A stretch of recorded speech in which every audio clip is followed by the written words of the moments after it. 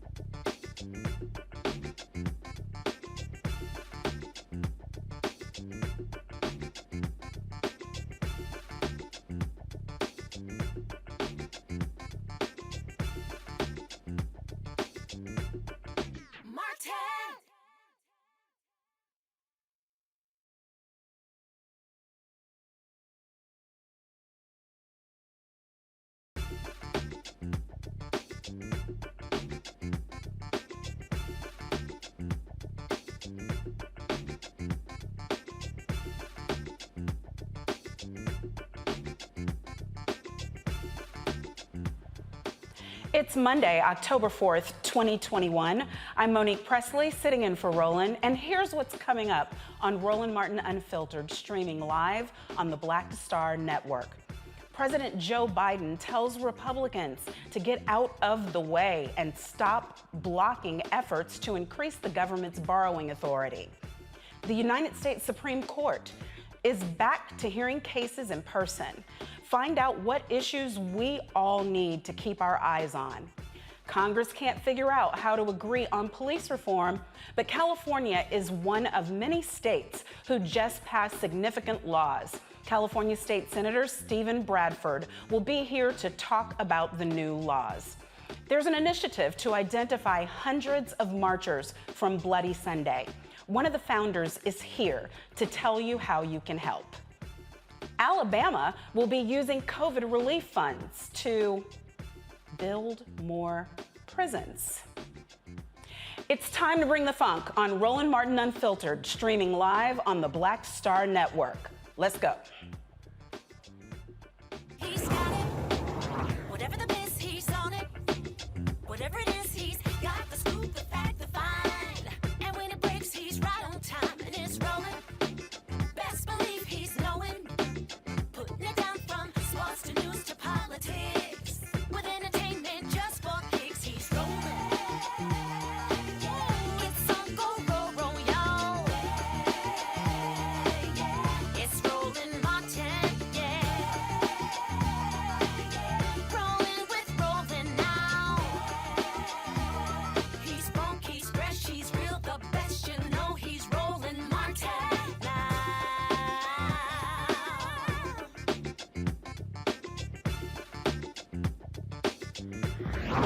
Martin.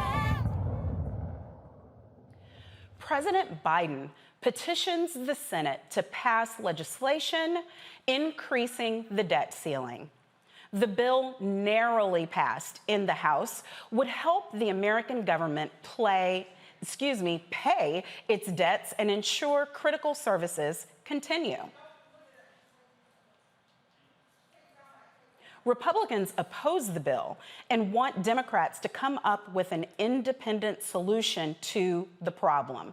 President Biden explains why this must be a bipartisan effort. So let me be really clear. This is really important to know. Raising the debt limit is about paying off our old debts.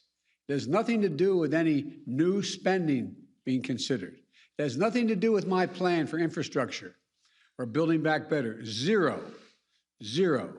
Both of which I might add are paid for.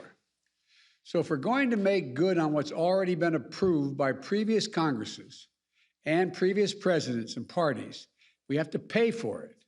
Social Security benefits, the American people are promised, salaries for servicemen and women, benefits for veterans.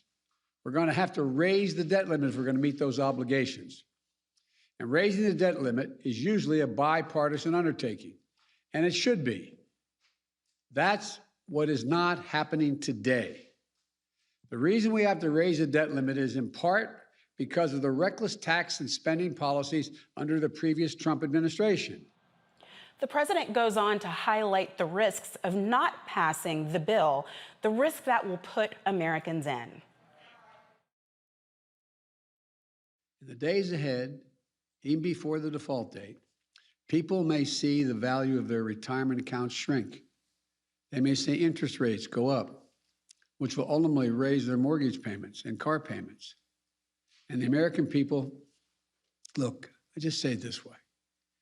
As soon as this week, your savings and your pocketbook could be directly impacted by this Republican stunt. It's as simple as that. Republicans say they will not do their part to avoid this needless calamity. So be it. But they need to stop playing Russian roulette with the U.S. economy. The vote is set to take place this week. Let's go to the panel for a discussion. I have my sister, Dr. Avis Jones-DeWeaver, political analyst. We have Dr. Omokongo Dibinga, professorial lecturer, School of International Service at the American University. And we have attorney Tammy Ellison, and she is the pardon attorney. Thank you guys. Thank you everyone for joining. Thank you for having me. I want to go to Dr. Avis first. Dr. Avis, why can't we get our act together? I mean, does the president have to come out and threaten people in order for us to just do the bare minimum, which is to figure out how to pay the bills? It is so horrible and pitiful to see this happening, but it's not surprising. I mean, the problem is that we have a Republican. There's nothing in my ear. Can you not hear me at all? Hold on a second. Take this off. That's the problem. Are you hearing me now? Is this any better? It might be me. It might not be y'all. Keep talking, Avis. Okay. I hear you. Okay, cool. So I was just going to say that the problem is the Republican Party. This is a party who spent like drunken sailors under the under the Donald Trump era, in which they had all of these tax cuts for their friends that were not paid for, which caused the deficit to skyrocket. And now that it's time for them to pay the bill for the tab that they ran up, they are running around and pointing the fingers at the Democrats, trying to confuse the public by making them believe that this whole debt ceiling necessity that we find ourselves at once again was caused by something that the Democrats did. It's a lie, it's diffusion, and it's just another way in which the Republican Party continues along the same vein that we've seen from them for years. For them, it's not about responsibility. For them, it's not about actually governing even. For them, it's all about politics and raw power. And their political calculation here is that they do not want to agree to anything. They want to make governing as difficult as humanly possible for the Democrats because they believe that use that as a political weapon in the midterm elections. They don't give a damn about the country. All they care about is getting back in and retaining power. Okay, so Tammy, assuming that everything that Dr. Avis says is true, which Dr. Avis always gets everything right, so we're going to take it all as true. What's the end game, though, for the GOP? Because they still end up looking like they can't pay their bills. They still end up looking like they are fighting at every turn. Are they counting on basically the fact that a good bulk of the country just believes that whatever they do is the right thing to do, even if it's not in their best interests? I think so, Monique, and Dr. Avis is absolutely correct. She has her facts on point, okay? I could see the checklist almost, I could visualize it. But Monique, I think the GOP, they're counting on Democrats to do what Democrats always do. Democrats don't do nothing when we have an opportunity to do something and speak up. This requires bipartisan solutions. Raising the debt ceiling, yes, that is going to be something that is probably the GOP's fault. But let's not get it twisted. This problem existed during a Democratic presidency and when Democrats had power both in the House and in the Senate. You know, what, speaking of, that you're saying existed when there was a Democrat in office, which problem? The debt of this country that continues to rise has always existed. And I believe bipartisan solutions are what is going to be required in order to resolve this issue once and for all. For Republicans to blame Democrats and for Democrats to blame Republicans, that does not resolve the issue. It creates problems for all Americans. And at some point, we need leaders in office that are not too scared to speak up. We need Democrats that are going to pull these games that the Republicans are pulling. The Democrats are not coming together and sticking together and huddling up to come up with these solutions to the problem the same way that Republicans, they're not too scared to get what they want at the end game. We've seen that with the former President Trump. A lot of them did not really like the man, but you see they lined up behind him and did what he said was necessary to do. But I don't see that amongst the Democrats. And I think that once the Democrats are able to see past their own personal gain and go for what's for the better good of the Democratic Party and strategize and strategically attack the GOP, then we can see some type of solution. Right, but isn't one of the problems, Dr. Dibinga, that the GOP, as Tammy just said, they do what's in the best interest of their party. But what she also said is when the Democrats learn and they do what's in the best interest of their party, but that's not even what they're supposed to do. They're supposed to be doing what's in the best interest of the citizens of the United States of America. So how do we declare our humanity and our ethics, but at the same time move the ball forward? Because, as Tammy correctly points out, the cutthroat politics that gets the GOP agenda moving forward, the Democratic Party is not good at. And I'm glad to be a member of the Democratic Party that's not good at that, but I still want us to get things done. So where's the rub? How do we get it fixed and hold on to our ethics at the same time? Well, I think one of the best ways to hold on to the ethics is to continue to take the message to the people. That's how the Biden administration, the Biden-Harris administration got the COVID Relief Act passed. They went to places like West Virginia, went straight to Joe Manchin's people on the news there. They traveled the country. And so what Joe Biden's doing today is what they need to do. And they finally need to just accept the fact, which I thought they would have accepted coming into office, that the Republicans are not honest brokers. And so they need to stop spending time fighting with them and speaking to the people who can put the pressure on them to make this happen. Mitch McConnell said last week, look, you guys are in control. Y'all do your thing. Y'all make it happen. And what he was basically saying is, because when I'm in control, again, we're going to do it my way as well. And so they need to stop reaching out, saying things like, we can find 10 good Republicans, or they want to do it together for the American people. No. I know it's a slim majority, but the energy and the effort needs to be put on solely working with the Democrats and taking the message to the people so that they can also put pressure on the Republicans and the like. Because whether we're talking police reform and everything else, the Republicans are not honest brokers, and they are expert in running out the clock until midterm elections come. They've done this historically, and we need to move on without them. Well, the last word with you, Dr. Avis. I mean, where do we go from here? Because nobody who is in the House or the Senate seems to be able to put together two cogent ideas at the same time.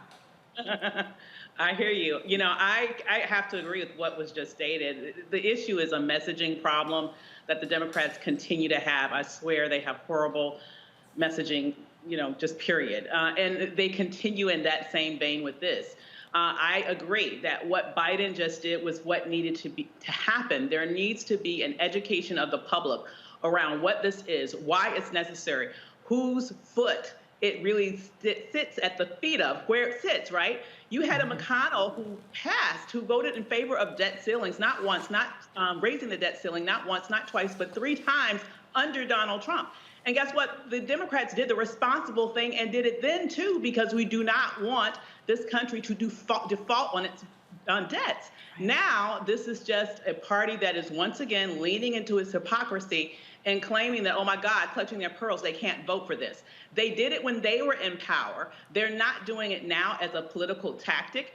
And the Democrats need to continue to message very aggressively by calling them out on the hypocrisy and letting the American people know really what's at stake if they don't come along. And you know what, y'all who are listening to this now, you better run for office. I mean, come on now, get in there, or we will continue to be led by all the people who are for real. It seems like they sat in the last row of class for every single class, and that is who will be governing us until we run ourselves.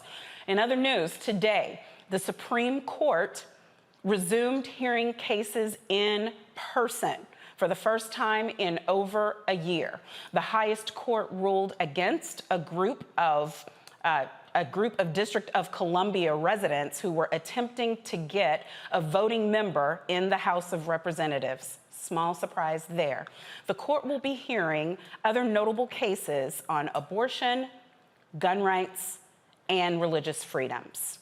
Both sides of the political spectrum will have their criticisms for these controversial rulings. So guys, you can now go back in the Supreme Court, wear your mask, double up on your masks when you go in there, because some of the people who are even sitting on the Supreme Court, I don't even know.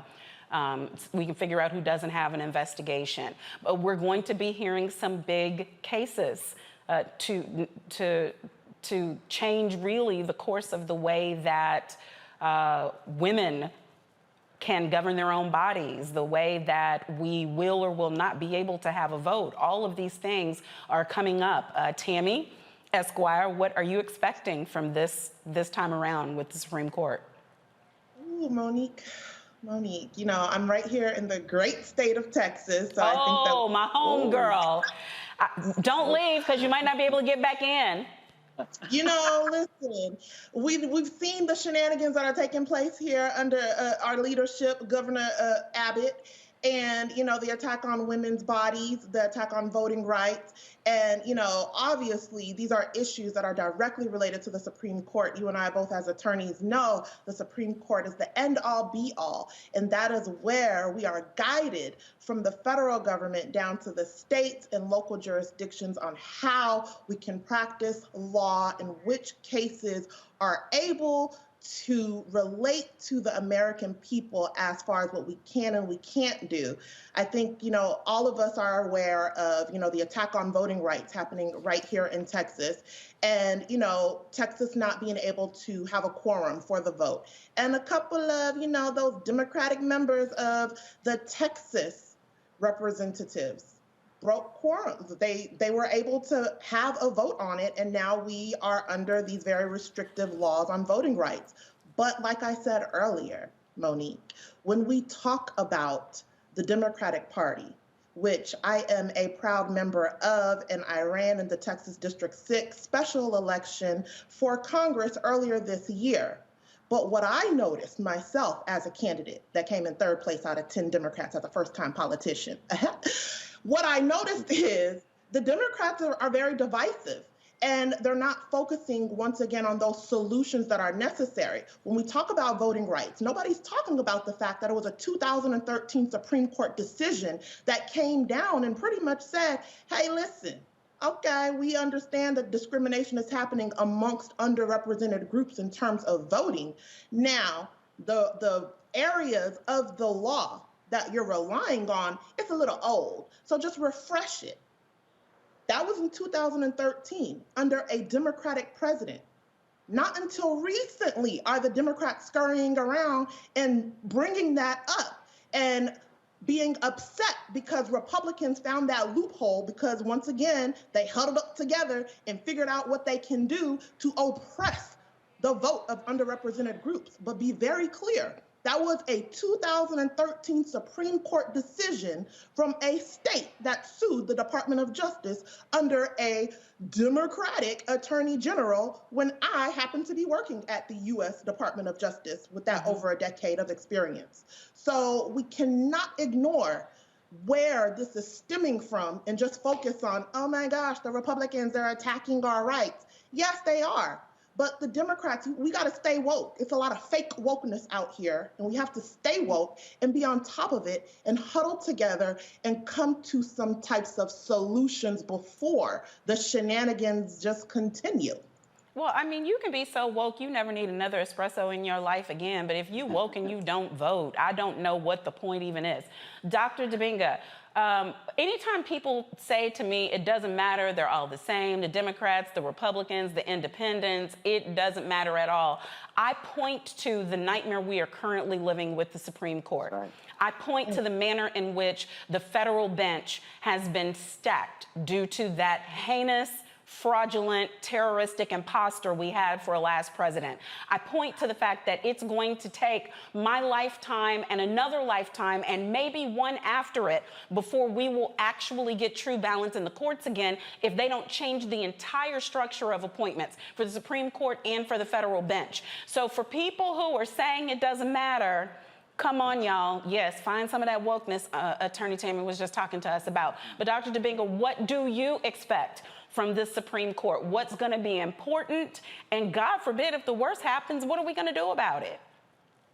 Well, I expect the Supreme Court to fundamentally change the nature of how pretty much everything has been functioning in this country, whether we're talking about the gun rights, whether we're talking about the case with the religious exemptions in the schools, and of course, whether we're talking about a woman's right to choose. And they're basically following Texas's lead. We see in Texas right now, you can walk around without a gun permit and have a gun. It's easier to get a gun than it is to get an abortion, right? And so I expect that to happen. What we need to do is there are several things we need to do. We need to understand, as you were saying, that these elections have consequences. We gave Donald Trump 3 judges on the Supreme Court who have made comments in recent days about, oh, people shouldn't talk about us being political, but at the same time, the last 3 justices that were appointed all show up at Mitch McConnell's events to kiss the ring, and then they want to talk about we're not political. So we need to understand that we need to get out there and vote. We need to put pressure on the Biden administration to get these voting rights laws passed, because we can do all of the voting in the world, but if they have their electors who are there who can overturn the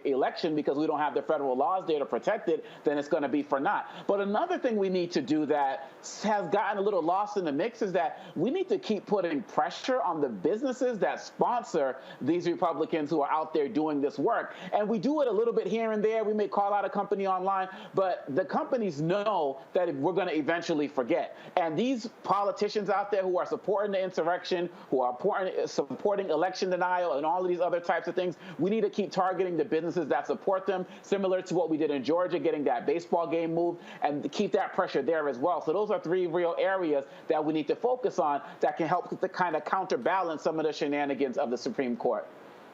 Dr. Avis, it sounded like Dr. Dibinga just said we're sunk. I mean, I know he didn't want to say it kind of like that, but he sounded like he was just saying this Supreme Court term is a wrap. People get back to the drawing board and figure something else out. He says one thing, though, that I know from Black Women's Roundtable perspective and all the work that you do, you can understand. Sure, we need to be getting to these corporations. Sure, we need to be in the streets marching. Sure, we need to be. But there really is only so much of a who's gonna get these things done. And it doesn't seem like there's any central structure with a cohesive plan for the attack that's necessary to bring our rights back. Can you talk to me just about all of the different Black folks organizations that have so much to do and maybe a way that we can be smarter about doing it? Great question. You know, to me, there are a lot of organizations out there, as you mentioned, like the Black Women's Roundtable, that are organizing, that are in the streets, that are trying to make sure that people are aware of what they need to do to be able to vote in the next election, because we know about how our voting rights have been under attack all across the country. So they're doing all of those things. The challenge is that we are facing an assault on all sides. And it really is difficult to do all the things. You literally need to check all the boxes that you just mentioned and more to be able to combat this full frontal assault that we are facing.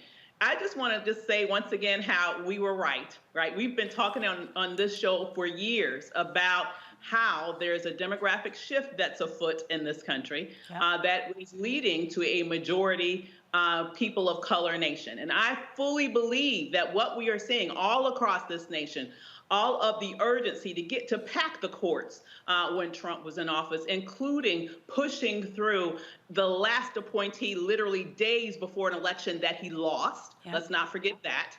In addition to that, we look at what's happened in like 48 states across this nation where laws have been introduced and many have passed to make it more difficult for us to vote. What's going on here is a concerted effort from every turn to have minority rule in America, to have, in essence, an American apartheid system where you will have white minority power for generations to come.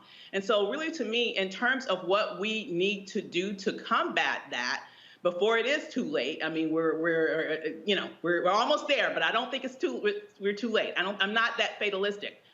Because whatever the Supreme Court does, for example, you could have new laws passed through Congress. Yeah, you would have more court battles, but this is something that can be done in order to sort of fight back against what happens in a court system. We do know that when judges are appointed, those are non-elected, those are lifetime appointments. And so right now that we are at such a disadvantage in the Supreme Court, we need to double down on voting in order to make sure that we have an overwhelming majority in Congress to be able to fight back against the rights that I know this particular Supreme Court is itching to take away from us. Yeah, that's absolutely right. And the one thing I want to point out, even when you're talking about federal appointments, many times the judges that end up in those spots ran and won in conservative states for prior lower positions or judgeships on the local and state level. So it's important that we run and show up and vote in all of those positions because, listen, those mamas and daddies, they track their babies from preschool. They see them on the Supreme Court from the first time that they not even walking when they supposed to. They're fixing it from the very beginning. But moving on to fixing it from the very beginning, Clarence Thomas, the justice, is gonna have a statue apparently, y'all. Georgia Democrats say that they would rather Keep up the Confederate statues before they consider building a statue for United States Justice Clarence Thomas. Now, I'm gonna go to the panel for just whoever wants to say something about this, but what I have to say about it is, why can't they just move the statue of him that shows up for every term and sits right there in the Supreme Court? I mean, there's no proof of life. I think maybe they caught him snoring. Can't they just use that? Who wants to talk? Attorney Allison, thoughts? Since I'm the attorney on the panel, let's talk about Clarence Thomas. Bless his heart and his Caucasian wife's heart too. And shout out to Anita Hill. But listen. If they want to give the man a statue, let him have his statue, okay? His statue is there for us all to remember that a Black man sat on the highest court of the land and refused to speak. He refused to use his voice. And he's quoted somewhere in saying that he didn't want to use his voice because he's embarrassed of the accent in which he has, which is rooted in his southern roots of the Gullah Gullah Island. I don't know. I think that's what it was. Either way, let him have the statue so we can remember. Remember who sat on that bench with all that melanin and the type 4C hair and refused to speak for all of these years. I think that statute is necessary. Now, as far as saying that they'd rather have a Confederate flag, they're taking a little too far, going a little too far. That's all I got to say on that. Right, flags down, but I don't want to remember. I want to forget. I want to forget. Like if he wouldn't snore here and there, I would have forgotten about him already. Avis? Well, I am so happy now to be a Maryland resident, right down the street from Thurgood International Airport, by the way. And it is really to me, honestly, disgusting that he is sitting in the seat that Thurgood Marshall made possible for him. And he takes every opportunity that he can to undermine the advancement of Black people. It is just absolutely disgusting to me. So, I agree. I think it's a little bit too far. I think it's a little bit too far to say you'd rather have a Confederate flag. Mm-hmm. But here's the thing. They can put up an inanimate object, as you mentioned, that will have just as much to say as he seems to have to say when they're actually having Supreme Court hearings. But the bottom line is that Black people know who he is. We know his history. We know what he's done. We know what he hasn't done. And so they can put the statue there, but it'll get just as much respect as the non-existent statue of him that's in the African American Smithsonian Museum right about now. Dr. Debinga, 30 seconds. What's your thoughts? Well, he does appear on a small portion of the wall in the African American Museum, and that's just a great place for him to belong. He could be in the museum, just like Confederate flags and stuff belong in the museum. No to the statue. Clarence Thomas does not deserve that, period, bottom line. Yeah, I feel y'all, but like I said, you can go to the Supreme Court any day they're in session and you'll see a Clarence Thomas statue. It's time for us to take a break, and we will have more news for you on Roland Martin Unfiltered as soon as we come back. Time to be smart. Roland Martin's doing this every day. Oh, no punches! Thank you, Roland Martin, for always giving voice to the issues. Look for Roland Martin in the whirlwind, to quote Marcus Garvey again. The video looks phenomenal, so I'm really excited to see it on my big screen. Support this man, Black media. He makes sure that our stories are told. See, this difference between Black Star Network and Black-owned media and something like CNN. I got to defer to the brilliance of Dr. Carr and to the brilliance of the Black Star Network. I am rolling with Roland all the way. Honored to be on a show that you own. A Black man owns the show. Folks, Black Star Network is here. I'm real revolutionary right now. Roland was amazing on there. Stay Black. I love y'all. I can't commend you enough about this platform that you've created for us to be able to share who we are, what we're doing in the world, and the impact that we're having. Let's be smart. Bring your eyeballs home. You can't be Black-owned media and be scared. You dig?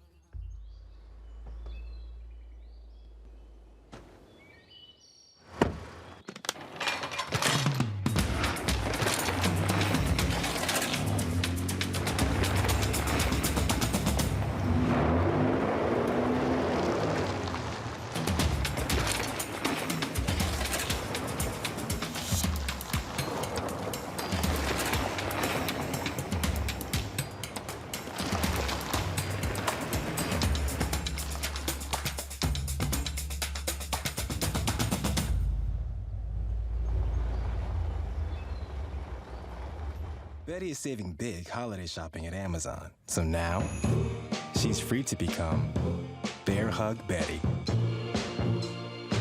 Settle in, kids. You'll be there a while. Ooh, where you going?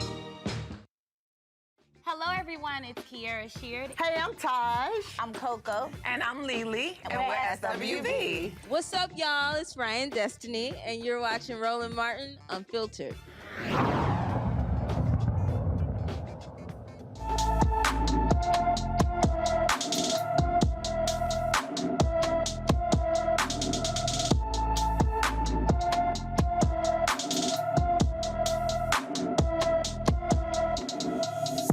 Shanta Reid was last seen in New York back in December 2020.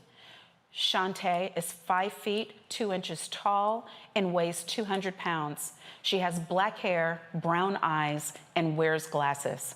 Anyone with information regarding her whereabouts is urged to contact, if I can read it, 571-505-4838 or evolving116.sr@gmail.com.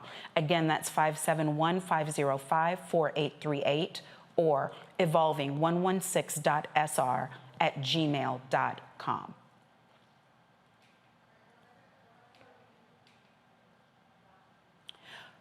While this nation continues to wait for national police reforms, some states do what they can to hold law enforcement accountable.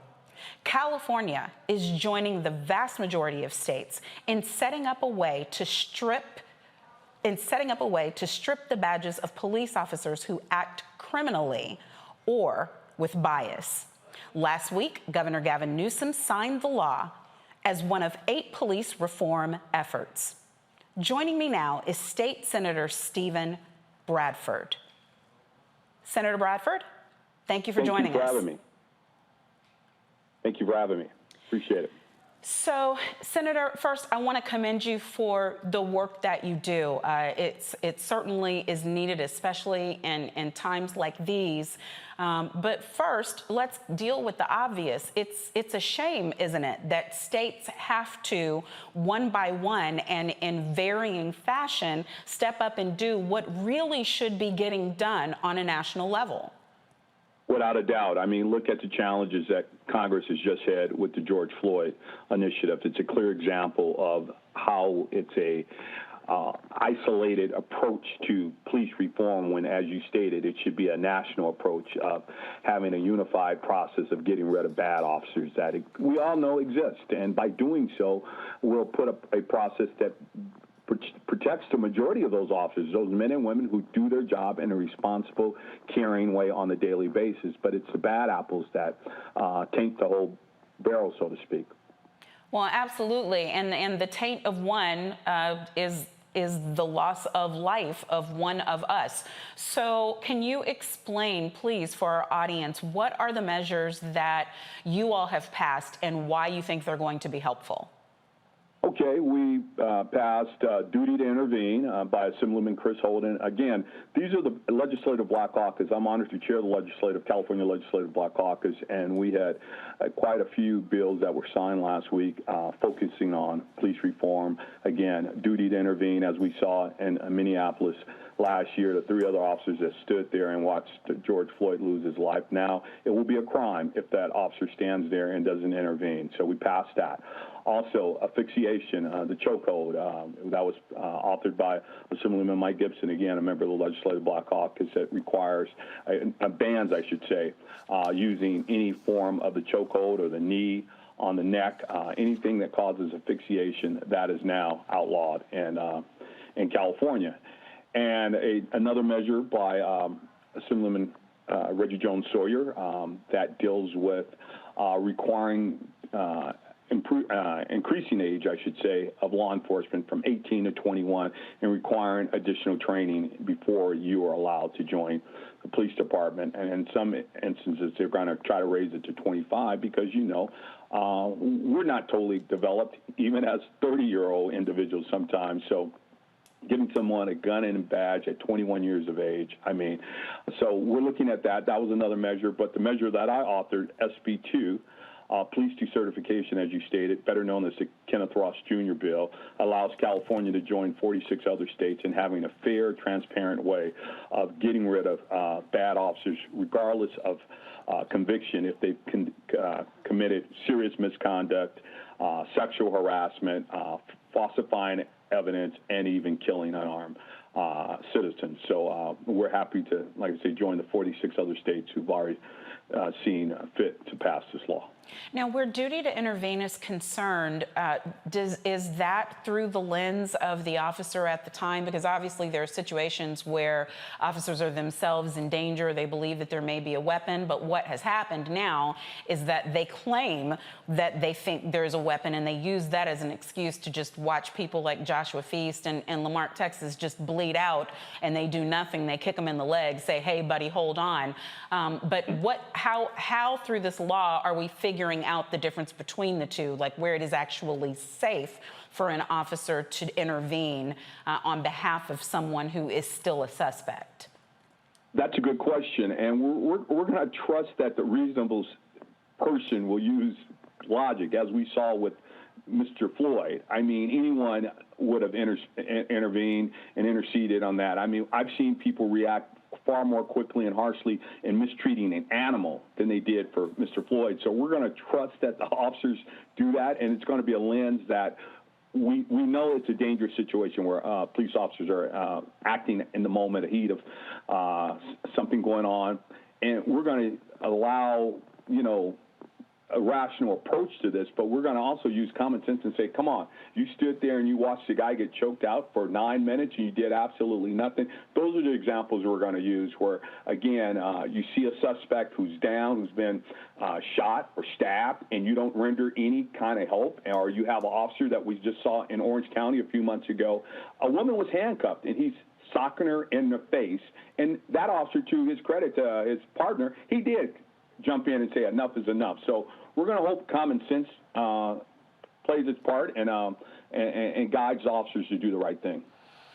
Well, okay. Well, I'm going to assume that the law's going to get given a little bit more detail than that, because I'm scared to tell jurors to lean on their common sense about stuff when they sometimes don't even have common sense. But it's definitely a step in the right direction to have the law. And I actually did not know that the age was as young as 18. Was that the prior age where a person could become a law enforcement officer in California? They can't drink, but they can have a gun and a badge? No, they can join the Explorers and all that. No, it's still 21. Okay. But there were certain criteria where you could start recruiting them and bringing them in, and they're raising that up now to 21. So I want to be clear about that. No, they could not become sworn officers carrying a gun at 18, not in California, no. Okay, and now we're trying to take it from 21 to 25 or from 25 to 30. I wish Mr. Jones-Sawyer was here to better explain his bill, but it has a criteria for before you can start recruiting, because you can do recruitment at 18, but they're seeing bringing it to 21 and looking at 25 with a college degree.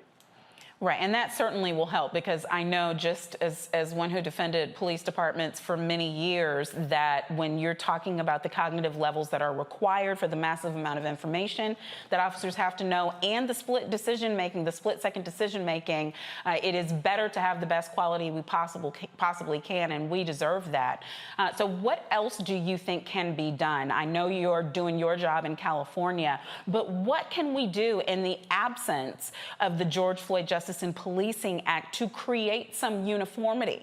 Because we don't want the case that our sons and daughters are safe in California, but they can't cross over to Nevada.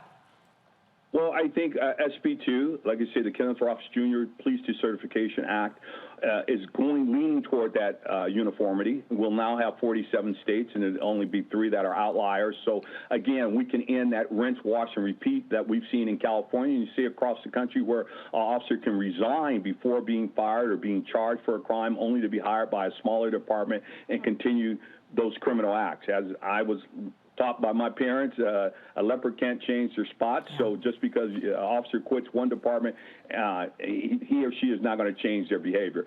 Just in my district, last year, 2 officers in the city of Torrance were fired for racist and abusive activity, only to be hired earlier this year by another department. So I think, again, decertification is leaning toward what you're asking of how we can have some uniformity across the country where we share that data so you can't go from California to Nevada and be hired. We'll have a database that at least provides some kind of information on who these bad and rogue officers are. Well, Senator Bradford, I know you have so much to be doing with your time, and you took the time to come and share this information, this vital information with us. I thank you for joining us and wish you well in all your endeavors on our behalf. Thank you for your interest in this issue. Appreciate it. In South Bend, Indiana, a federal judge dismisses a wrongful death lawsuit filed by the family of a black man who a white police officer killed. The federal judge ruled Sergeant Ryan O'Neill acted reasonably when Eric Logan moved toward him with a knife rushed over his head. The former officer said Logan refused to drop a knife while investigating a report of a person breaking into cars. O'Neill had a body cam at the time, but it had not been turned on. Oh my God, if Roland was here for this right here tonight, because the no body cam on, immediate firing is what would be coming out of his mouth right now. One of y'all go ahead and say it for him. Who wants to tackle it first? Tammy, talk to me.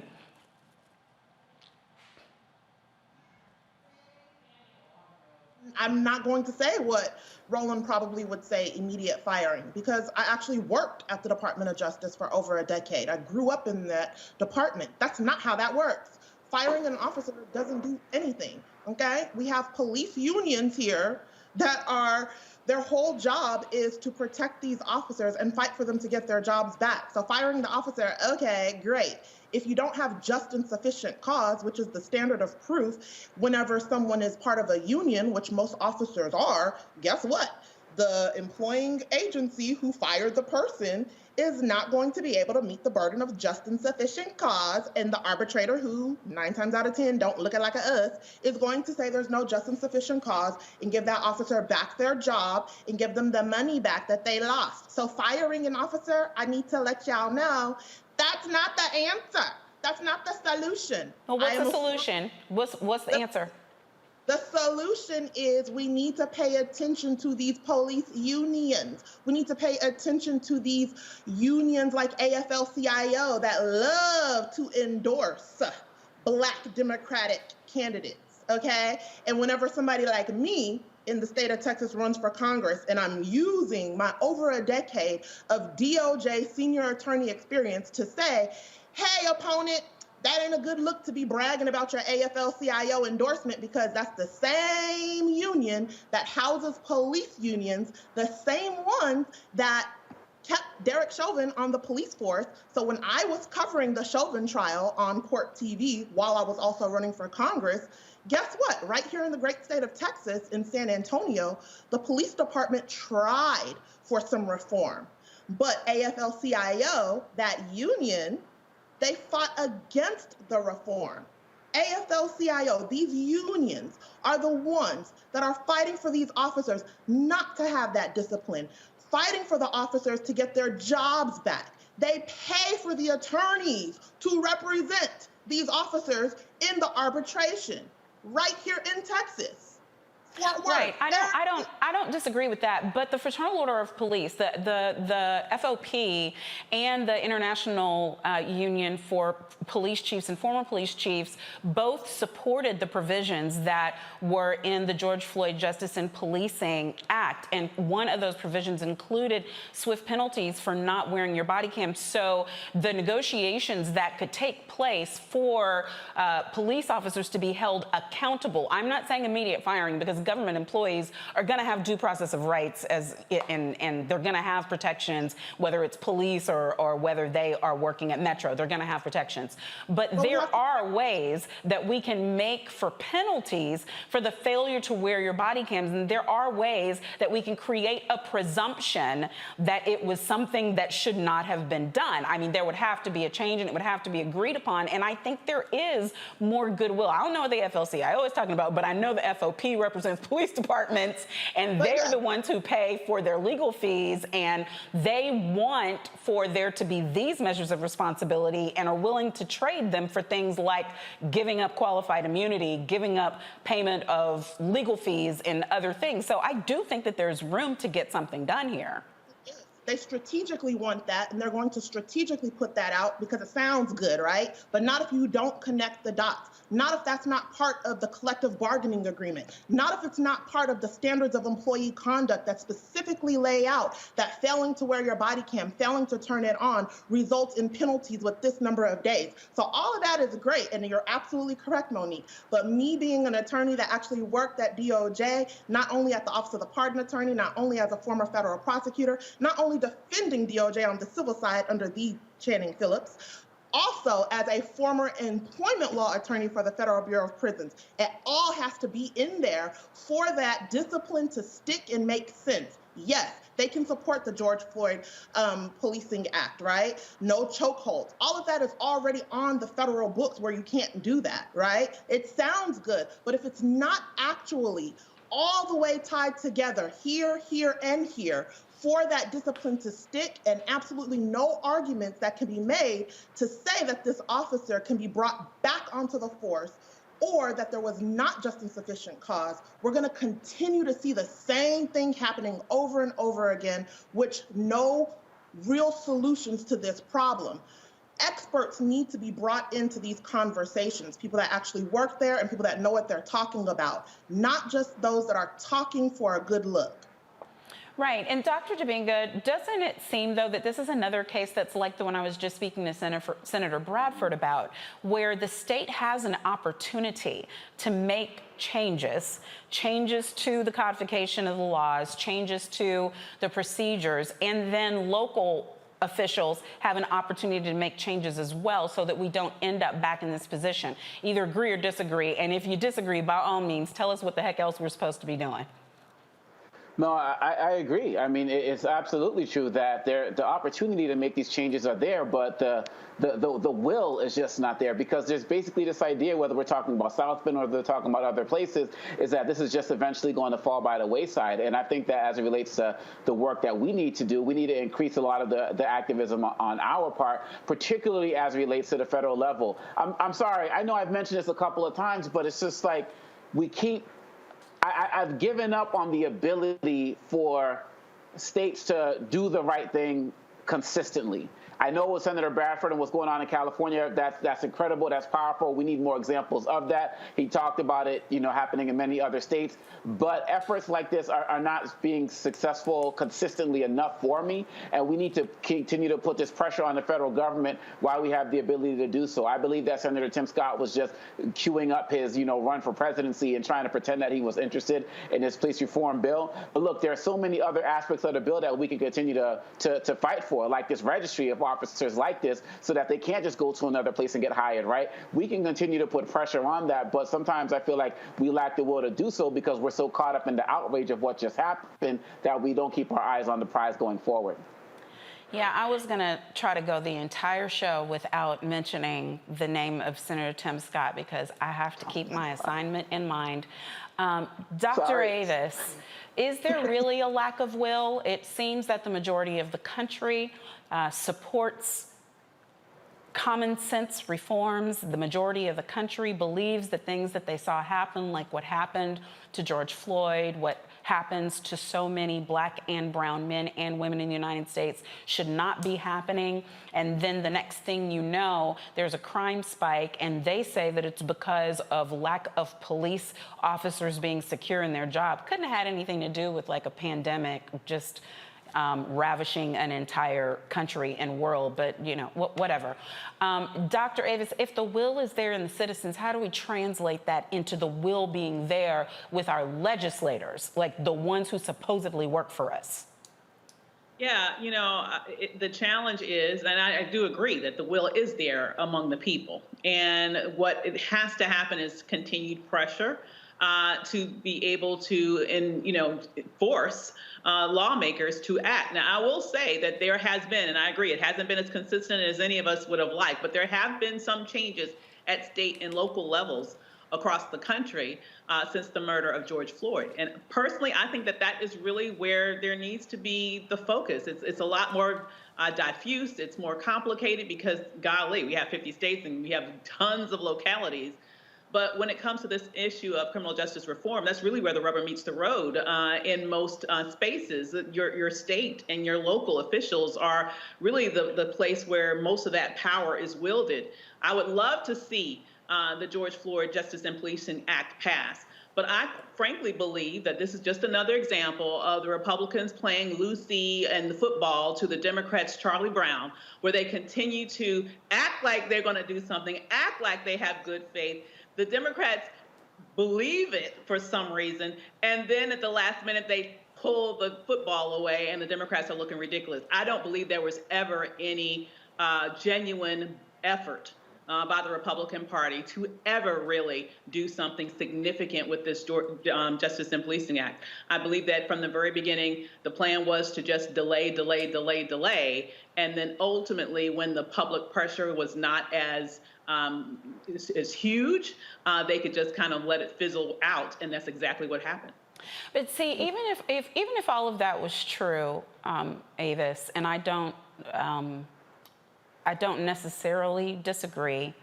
Doesn't that end up being them just knowing how fickle we are, that they can just wait us out because whatever amount of outrage and fury and insistence upon there being change that we have when whatever latest horrendous thing happens, if they just wait long enough, everybody will go back to their lives and take the words of their representatives, which, I mean, we're supposed to be able to take their words, but we just can't. But isn't that a statement about us even more so than it is about the people we keep putting in these jobs? I agree with you. It is a reflection of a strategy of understanding that a heightened sense of political pressure by the public is not something that will last forever, that eventually other issues will pop up and that level of pressure will eventually wane to some degree and to a lot, as we've seen now. But I do also think that it shows us that the reaction to this is that there needs to be even more effort to have a larger majority in terms of a legislative majority in Congress so that you don't have to have this very, very slim margin. The reason why it's so hard for the Democrats, for example, to get anything passed right now, including this, is because there is no change in terms of the filibuster rule. The 50-50, tie is not enough to get things over the finish line. You actually will need 60 votes for anything to pass. And, we've already seen through their actions that the Republicans aren't willing to vote for anything. So to me, the only way that I see us being able to make a significant push in terms of key issues that we know are absolutely critically important to us is not to be so disheartened by this delay and this defeat or this deflation of, this law that actually never really came to pass here. Instead of letting that make us even less likely to vote because we're thinking, oh my God, my vote doesn't matter, the exact opposite reaction needs to happen. The exact opposite reaction needs to be, I'm pissed that they did this again, and what we need to do is come back even stronger next time so that it's not even this close. Because if we had an overwhelming majority in the Senate, for example, if we had 60 votes, this wouldn't even be a question, it would be law already. Absolutely. I thank you for bringing that up, because people become disenfranchised and just become completely fed up with the system when things like this happen. The bill doesn't even have to be dead, actually. They could be in reconciliation. They could be coming back to the table. They could be doing whatever it is they want to do. When you have the Fraternal Order of Police, when you have the Chiefs Union coming out and saying, we're still willing to meet with anybody who's serious about this, that means that hell just froze over when they're saying that they're willing to come to the table, because they know that ultimately there's going to be another dead black man in the middle of the street, and it's going to come back around. And I know I'm supposed to go on to the next story, but I'm not going to do it without saying, Senator Tim Scott, I came to your office along with Attorney Bakari Sellers and along with Attorney Benjamin Crump and along with the families of George Floyd and the families of Terrence Crutcher and the families of Eric Garner. And we did not come there to kiss your ring, sir. We did not come there to make you feel good about yourself. We didn't come to hear stories about how you're black and you came from the black community and you know more about being black than we know about you being black. We know you're black. We just don't know if you have a conscience. We don't know anything about your character. So the next time I have an opportunity to say anything about you, it's gonna be to make sure that you lose your job, sir, because you have shown that you do not mean good for the people you claim to serve. Now for some good news. All right. For the first time, 2 Black U.S. attorneys will lead their districts, and I hope they lead their districts until they take Tim Scott's job. Yes. All right. Confirmed by the Senate without dissent, we have my bro, Eric Barron, who will be the state's highest prosecutor in Maryland. The former Prince George's County delegate is the first African American and first presidentially appointed Democrat in 20 years. The Senate confirmed Nick Brown as the Western Washington United States Attorney. The Morehouse graduate will be the first black man to serve in the role. President Biden has nominated 4 other black attorneys, including Sandra Hairston, Dina J. King, Kenneth L. Parker, and Delia L. Smith. If confirmed, Hairston, King, and Smith would be the first African-American women to serve in their districts. Win with black women, y'all. Come on, Dr. Avis, what you got to say about all this good news? I love it. I love it. I love it. This is so important that we are represented on the benches, on these with these federal appointments. I am so happy that they're there, and I can't wait till even more get appointed. Yay! Yeah, Attorney Allison, you know that for it to be a state like Maryland, and there's never been a black person, and it's been 20 years since it's been a Democrat. I mean, people don't understand just how important it is that this is happening. Monique, I'm a little emotional because I spent, the majority of my legal career in the DMV. Yeah. I ran away from the state of Maryland to start over after my divorce here to Texas. And we all see what's happened in 11 months, right?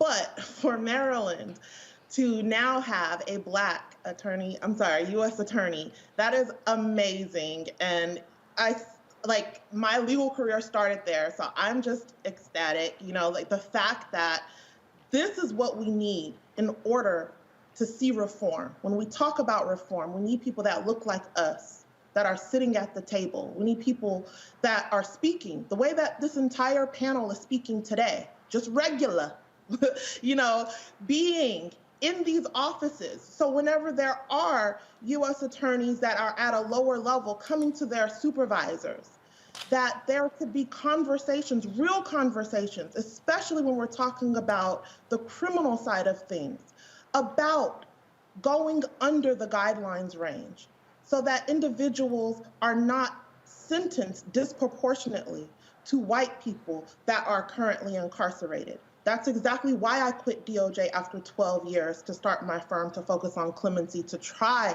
to somehow assist with these crazy laws. So yes, congratulations to President Joe Biden for trying to right a whole lot of his wrongs that he did when he was in Senate. But let's be very clear that these laws were passed under him.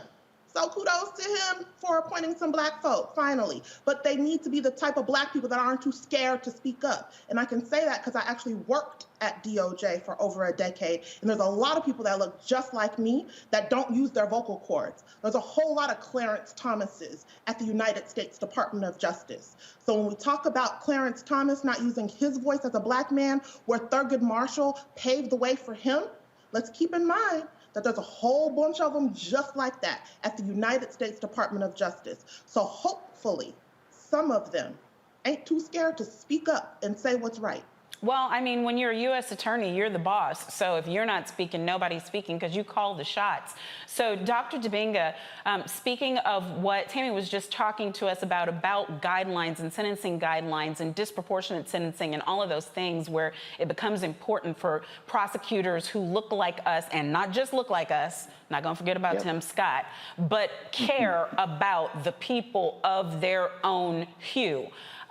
When you see something like this, where a U.S. attorney is in one of these important positions, what is it that you think, and if you know anything specifically about Maryland, I'm especially interested in the way you think this U.S. attorney is going to be able to weigh in matters in Baltimore, in current investigations, perhaps against some state attorneys general and things like that are happening. And I'll let other panelists who may know more about it weigh in, but what are your thoughts?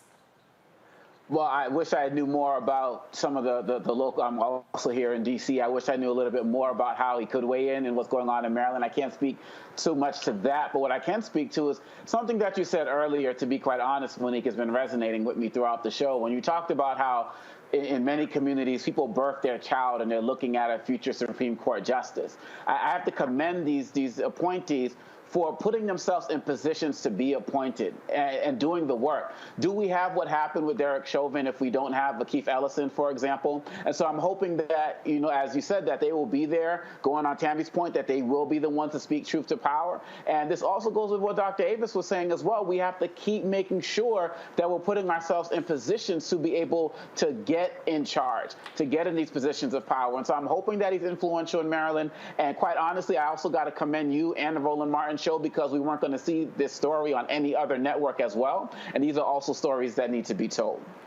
Well, amen. That's for sure. You are going to get the story here if it relates and is important to our people. Dr. Avis, there are 3 black women coming down the pike, and they will be the first black women in their district should all of their nominations end up being confirmation. Speak to the importance of having black women in this position, because when I see some of the most progressive things happening in U.S. attorneys' offices, in state attorney general's offices, it's black women, that are at the helm that are making these things happen. Absolutely. When you look at the class of progressive prosecutors across the nation now, who are really looking at this issue of criminal justice with a focus on the word justice, it is primarily black women that are leading that charge. And so I am so proud of these latest additions to that role, because it makes me believe that we're going to see even more momentum in that area. And that's exactly what we need in order to look out for our rights as the criminal justice system continues to move along, oftentimes without our say. But to have these particular black women and all of these appointees that were just mentioned in those positions of power, hopefully bodes well for the future of black people in those states as it relates to issues of criminal justice. Well, that's good. That was like a fresh rain shower after that prior unpleasant topic. We're going to go to a break now, and when we come back, we'll have more news you need to know on Roland Martin Unfiltered on Black Star Network. People our age have lost the ability to focus the discipline on the art of organizing. The challenges, there's so many of them and they're complex, and we need to be moving to address them. But I'm able to say, watch out, Tiffany. I know this road. That is so freaking dope.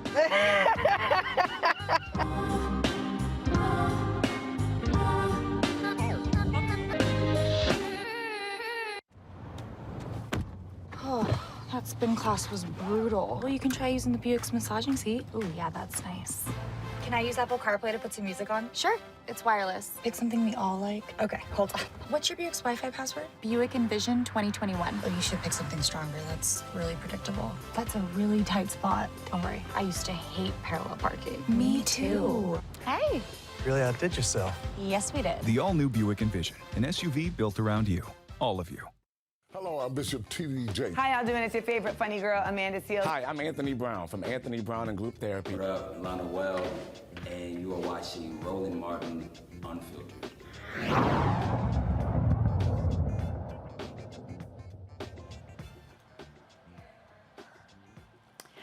A new project aims to identify hundreds of people involved in the 1965 Bloody Sunday protest.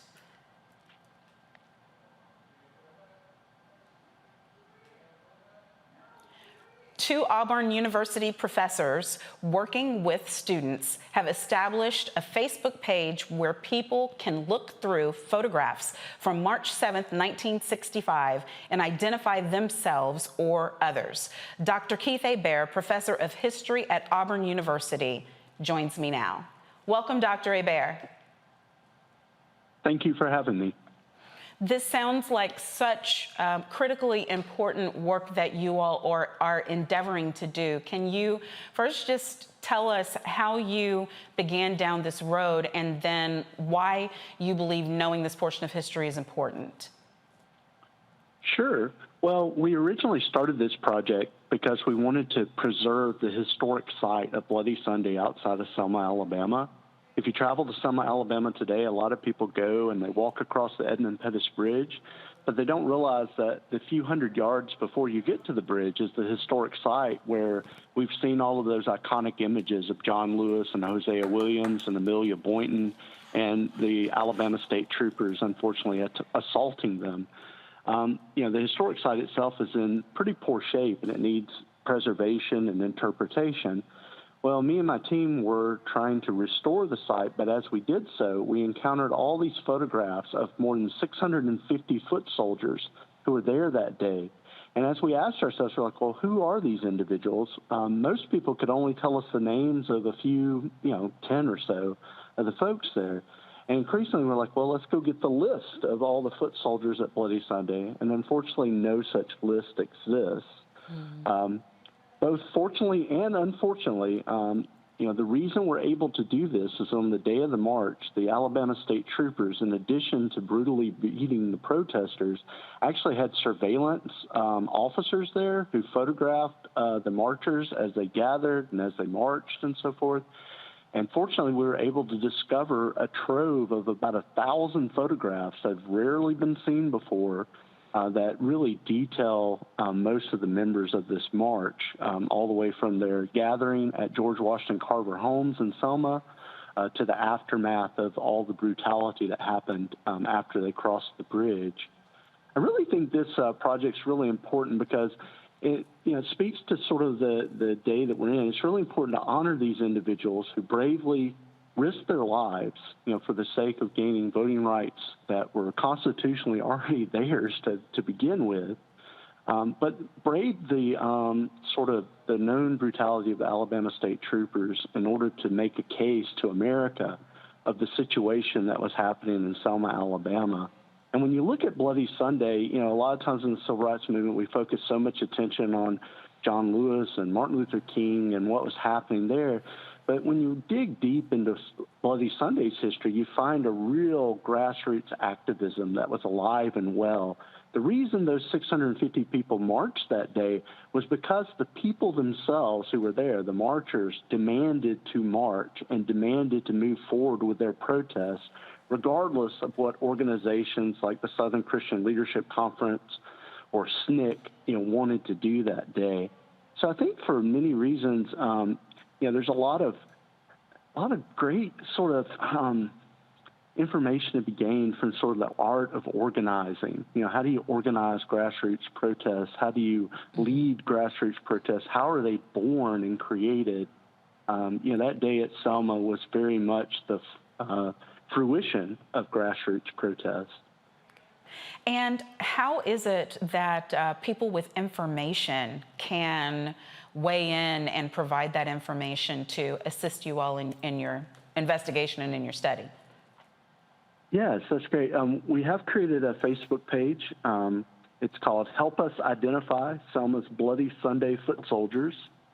And if you go onto that page, what you'll discover is we've taken a lot of those surveillance images that were taken by the Alabama State Troopers, as well as very famous photographs taken by journalists that day as well.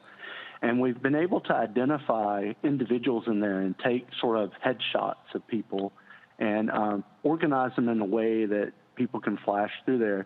And honestly, people are able to just interact on that site with us. And they can also contact me at any time through Auburn University. The Facebook page actually has my phone number and everything as well. And in fact, we only launched the Facebook page about 2 months ago, and we've already identified close to 70 marchers who previously, we didn't know the identities of. And we probably have another 50 or 60 people who have contacted us who are now in the process of helping identify individual foot soldiers. Well, that's amazing to have 70 in just such a short period of time. I want to go to my panel and see if they have any questions for you.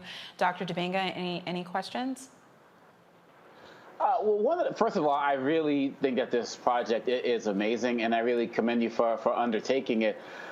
I wonder, when you think about these debates going on with critical race theory and this important story, do you feel like the work that you're doing is something that people will try to shut down in our schools today? Because it's such a pivotal and important aspect of history. But I can look at these people who are quote unquote anti-critical race theory saying that these are the types of things that wouldn't need to be studied. So how have you looked at it as it relates to that current debate? Yeah, sure. I do.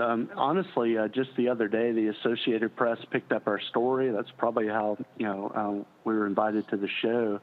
And almost immediately, the kind of people come out of the closet a bit who are like, this is an example of critical race theory. You shouldn't be doing this. And, my email and Facebook page, swelled a little bit as the word gets out beyond just the community in Selma and the community of marchers we've been engaged with. And I find that very sad. I find that, I think the whole critical race theory debate has been nothing but distraction and pretty ridiculous in terms of, sort of banning it from schools and things like that. In Alabama, where I teach at Auburn University, I teach the history of Alabama. Even in those classrooms, you get a lot of pushback from students when you're talking about the history of slavery, the history of segregation, the history of lynching, the history of what it was to be black in Alabama from, the history there.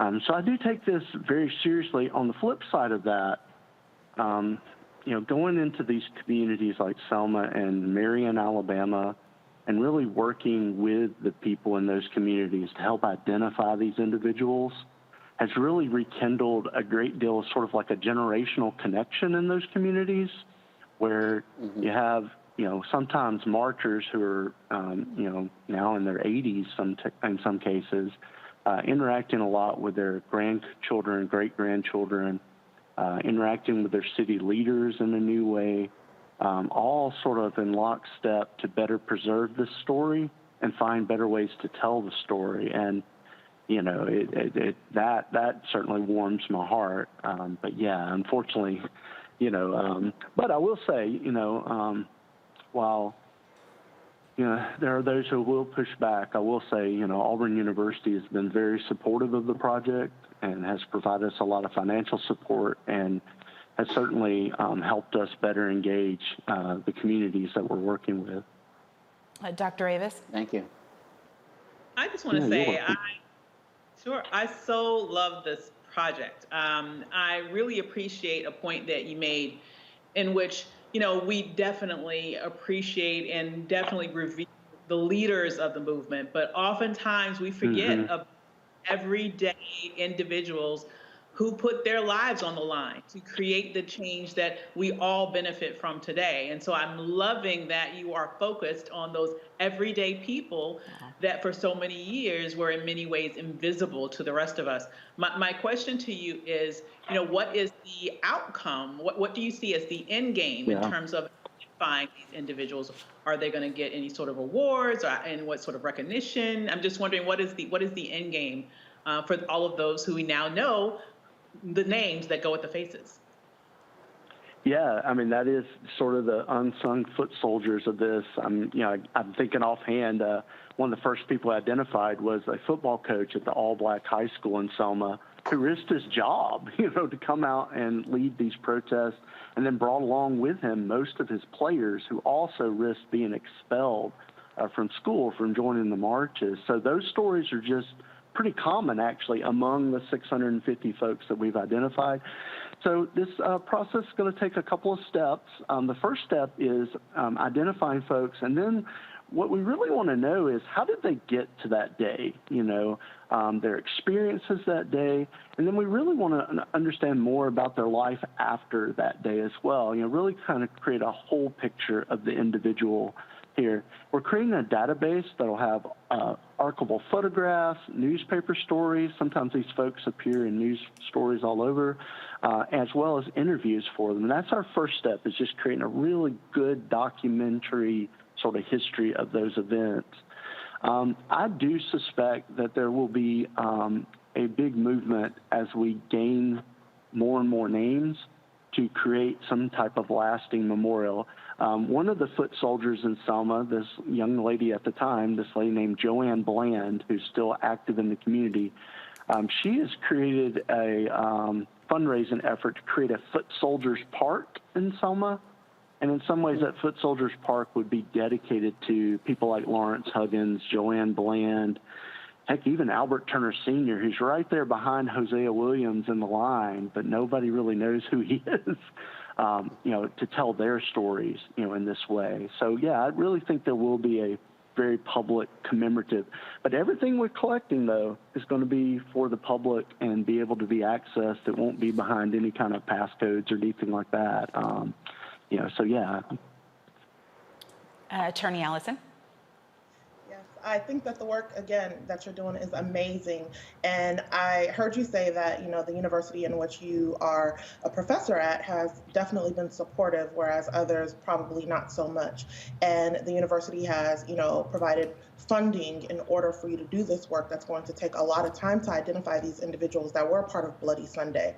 I'm curious, given your racial background, how do you reconcile that with the individuals or organizations that you bring on as contractors to assist you with the work? I always talk about reform through diversity, equity, and inclusion and pushing towards Black businesses and organizations to be able to, number one, know how to bid on a contract such as yours, but number two, be selected to actually get the funding to actually work on a contract such as yours. How have you addressed that?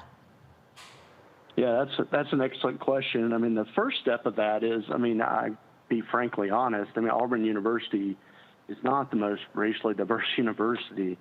And so as we've created this project, I've particularly done a sort of concerted effort to recruit students to our graduate program who can participate in a paid manner, to be part of this project and receive their master's degree or their doctoral degree in history. And those efforts have done quite well. We've actually been able to present a quite diversified group that goes out into the communities. But more importantly, though, in working with Selma and Marion, Alabama in particular, part of my main job is to help the city council there, the local leaders, the foot soldiers themselves, many of whom have tried to preserve this story for years and years and years, but help them help them identify and help them learn how to apply for certain grants that are available and think outside the box about the types of grant opportunities that are available to tell these stories. Sometimes people who are interested in history kind of go to the same well over and over and over looking for funding, when in reality there's just a really broad base of opportunities out there. And so, some of the things we've been doing is, working with, like I said, elected officials like city council members or church organizations in the community, but also private property owners to help them, secure this type of grant funding and manage it not through us, but through their own sort of institutions and their own sort of communities. Ultimately, we're hoping to help churches and local governments in predominantly black cities, right? Selma and Marion, better access the tools and funding needed to preserve this really critical and important story. Well, thank you so much, Dr. Hebert, for sharing this information with us. I wish you the absolute best of success in the project, and I hope that you will come back and keep us posted on how it's going, because we certainly want to know and to be able to honor every single name for every single person and their families who was there that day. Thank you for having me. I hope y'all have a wonderful evening. Same to you. We will be going on break, and when we come back, we've got lots more on Roland Martin Unfiltered on Black Star Network.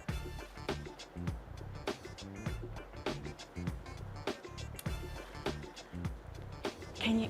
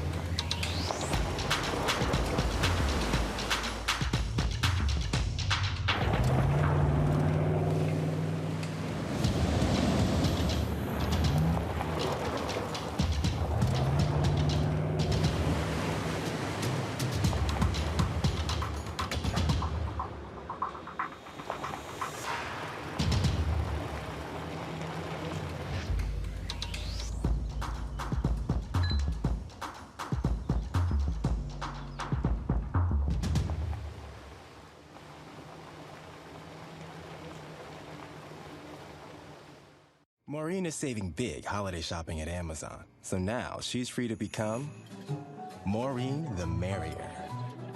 Food is her love language, and she really loves her grandson.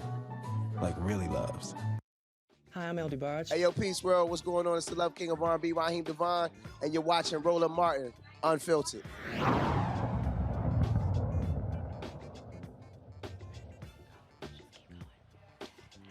In Oregon, a white man is facing several charges for killing an unarmed black man. Ian Mackenzie Cranston has been indicted for second-degree murder, first-degree murder manslaughter, second-degree manslaughter, first-degree assault, and 2 counts of unlawful use of a deadly weapon. Cranston shot Barry Washington Jr. after an altercation outside of a bar on September 19th. Some say the fight started because Washington complimented Cranston's white girlfriend. Doesn't that sound familiar? Prosecutors have yet to add a bias crime charge. The investigation of whether or not the shooting was racially motivated is ongoing. Cranston was arrested the night of the incident, but was released on a $10,000 bond. Since the indictment, Cranston remains in jail with no bond.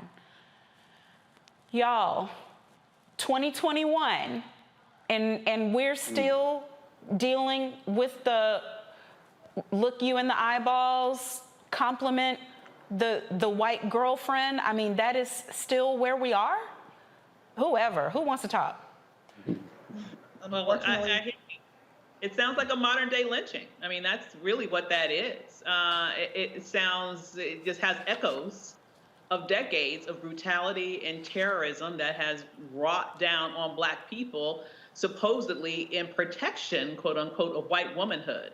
And so to see that he not only did that, but that apparently he was let out, like he's at home tonight, right? If I heard you correct, he's at home tonight, chilling at home, after murdering a black man for just merely giving a compliment to his white girlfriend is unconscionable.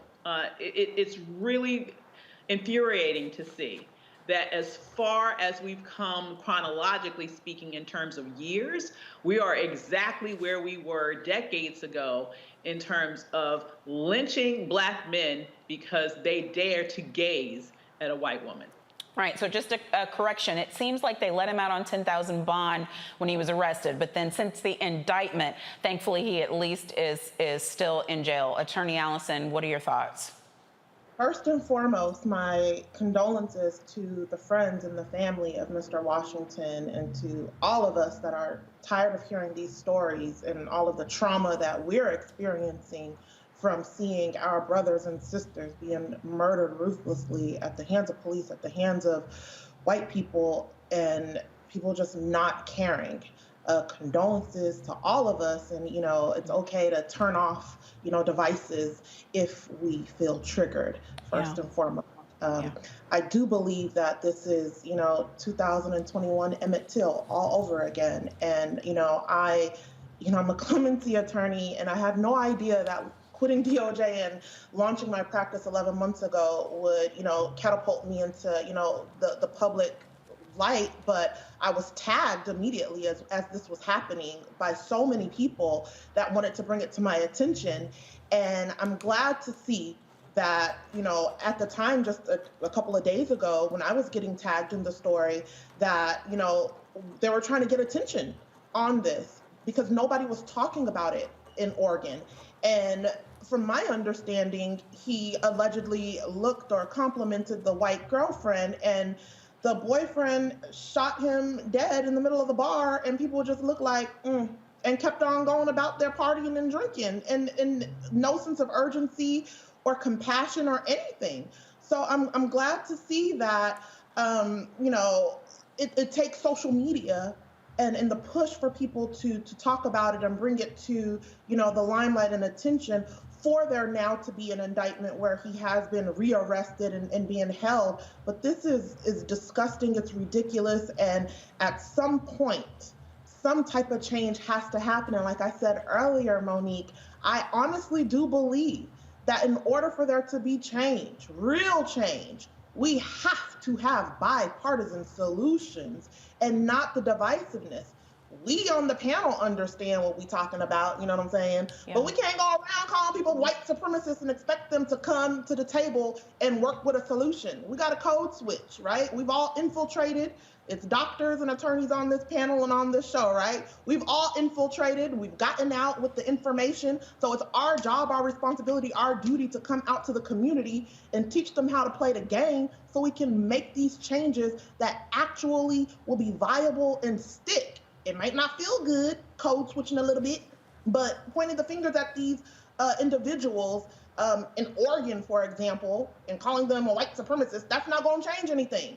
We're going to have to use some language that they want to hear, give them some type of incentive, because I honestly feel that's where we are right now as a country. We have to do something in order for everyone to get on the same page, because we're tired. We're tired, Monique. We don't need to see this no more. Right. I agree with you that there definitely needs to be some bipartisanship. I mean, I just think that we have to have something other than white supremacists on the other side in order for it to be bipartisan. And I call them white supremacists because I just think we have to call a thing, or we're not free. My free speech is decoded, and that's why a racist is a racist and a white supremacist is a white supremacist. And maybe there are people, I get criticized by people for going in the rooms the way that I go in, and I know that I'm not soft-spoken, but maybe there are people that can do it even better than I, because I just no. If you're not a white supremacist, I agree with you, Tammy. Don't call them one. But see, the thing about being a white supremacist is that us trying to sit down and have a conversation when your primary tenet is that you are meant to control me, there's a basic kind of non-starter there for me. But that's just me. Dr. Domingo, what are your thoughts? Well, I think that this also reminds me of Trayvon Martin, where we had to fight and go to social media to get Zimmerman arrested again because he was also let out the same night. And it goes to something Dr. Davis was saying earlier. You know, we can't let up. And I think people need to realize that we're not going to let up. We're going to keep fighting.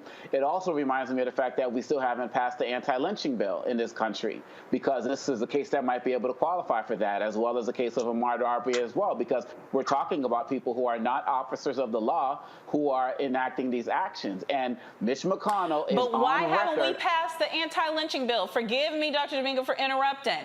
But why is it, whose filibuster was it? Whose obstructionist tactics was it that kept us? Which one white man kept us from passing the bill and had us in there like standing around with our heads spinning with green pea soup coming out of it because we couldn't even get the most basic thing done without who I guess Tammy wants me to call the fine senator from the state of whatever. Go ahead, Dr. Domingo. Rand Paul, no doubt. And Senator Cory Booker talked about just last week how they might have a workaround as it relates to that. But that's something that we need to keep that public pressure on, because these are our priorities as well. And so I don't know what Schumer and Booker are going to be working on together, but these guys, these Rand Pauls and McConnells of the world, they seem to know the system better than the Democrats do. And I think once we realize, again, they realize he's not an honest broker, I want to see what Senator Booker is going to put forward, because he said there might be a workaround. Or why wasn't this workaround around 6, 7, 8 months ago? You know, this is important to us. The Emmett Till anti-lynching bill, this is important. And there are only going to be more cases like this. And again, we're just talking about the ones that make it to the news. And we know there are more. Come on, Doctor. Mars, yes. And the anti-lynching Dr. Avis. Level, ever. The thing is, you're exactly right about Rand Paul is the problem. It's not just Rand Paul. I don't trust the Republicans. As much as I would like to say, my dear sister, yes, we need bipartisan solutions, we're not going to get bipartisan solutions. How much more proof do we have to see that there is a completely toxic element in our political system that doesn't give a damn about doing anything in a bipartisan way? How many more instances of proof do we need to see of that? We saw this specific tactic, for example, that they plotted around. The Republicans specifically, the night that President Obama was elected, they met in a hotel in Washington, D.C., and came to a political decision. Now, think about the context. This was at the height of the mortgage crisis. People were losing their homes. People were losing their life savings. People were losing their jobs. And you know what they said they would do for the American people? Not a damn thing. Yeah. That was their decision, that they were going to do not a damn thing for the American people, and instead what they would do is oppose any and everything that President Obama put forward, which they did. And they are doing the very same thing now with the Biden administration. They have zero credibility when it comes to this issue of wanting to reach a bipartisan solution on anything. So in my opinion, the desire for a bipartisan solution is a fool's errand. We need to figure out how we can take enough power to be able to do what we need to do without one Republican vote, because that is the only way we will have progress on those issues that are critically important to Black people, period. And we've got people on the streets right now. I got to go to the next topic. We got people on the streets right now trying to teach people how to spell filibuster so we can fix it. A Minnesota judge reverses his decision to have the state pay legal fees for former officer Derek Chauvin. Good call. In September, the judge ordered the state to pay $5,000 for his appeal in the George Floyd case. And then the judge changed his decision, saying Chauvin is not indigent and could afford his legal fees, all $5,000 of it.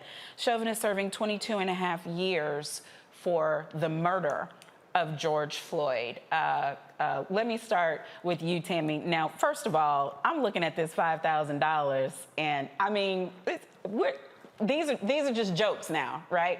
I mean, they are even from prison.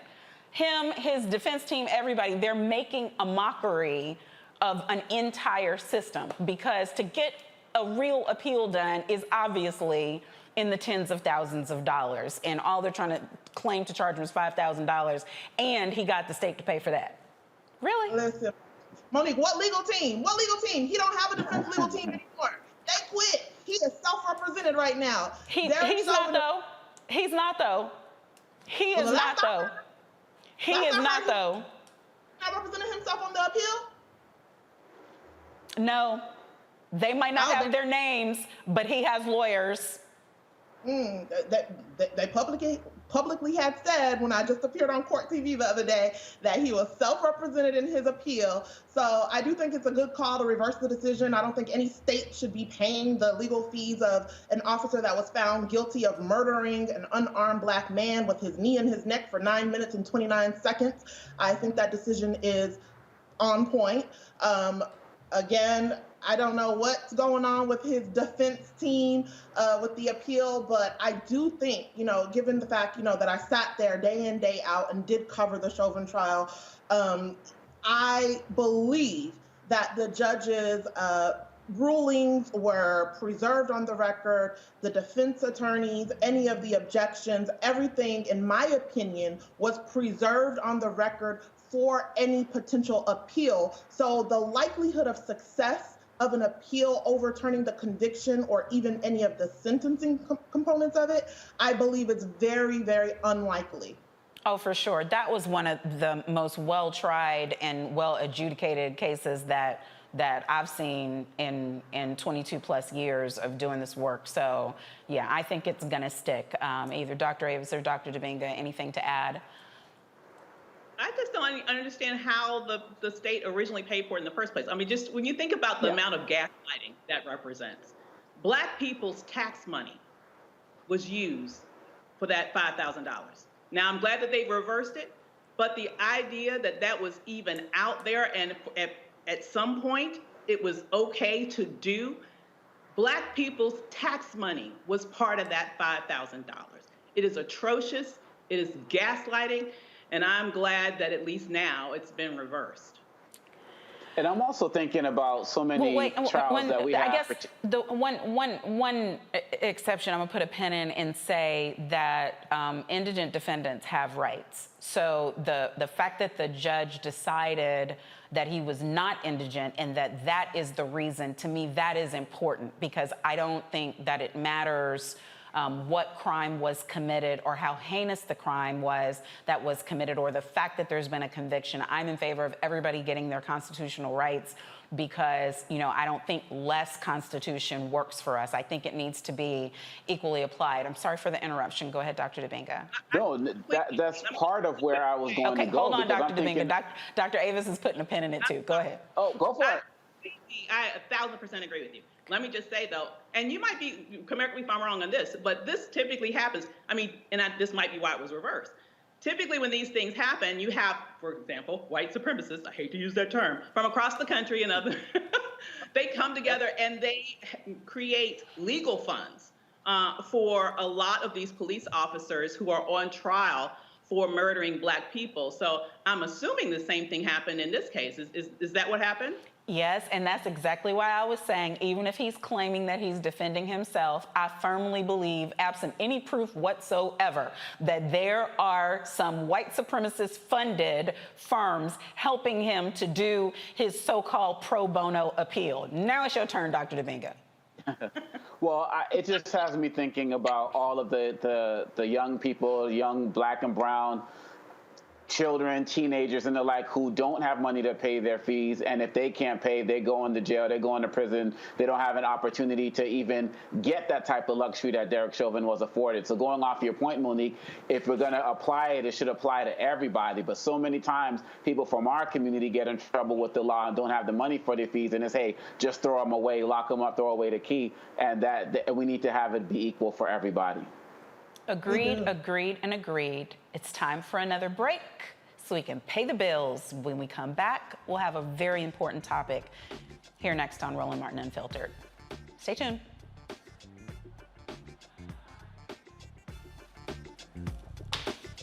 Time to be smart. Roland Martin's doing this every day. Oh, no! punchy. Thank you, Roland Martin, for always giving voice to the issues. Look for Roland Martin in the whirlwind, to quote Marcus Garvey again. The video looks phenomenal, so I'm really excited to see it on my big screen. Support this man, Black Media. He makes sure that our stories are told. See, this difference between Black Star Network and Black-owned media and something like CNN. I got to defer to the brilliance of Dr. Carr and to the brilliance of the Black Star Network. I am rolling with Roland all the way. Honored to be on a show that you own. A Black man owns the show. Folks, Black Star Network is here. I'm real revolutionary right now. Roland was amazing on there. Stay Black. I love y'all. I can't commend you enough about this platform that you've created for us to be able to share who we are, what we're doing in the world, and the impact that we're having. Let's be smart. Bring your eyeballs home. You can't be Black-owned media and be scared. You dig?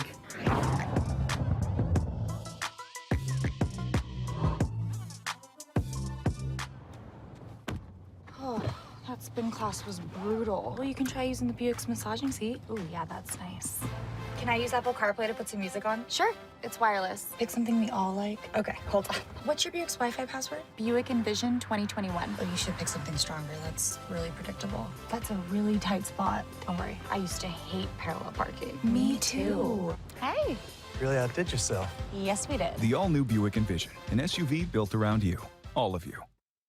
Hi, I'm Eric Nolan. I'm Shantae Moore. Hi, my name is Latoya Luckett, and you're watching Roland Martin Unfiltered.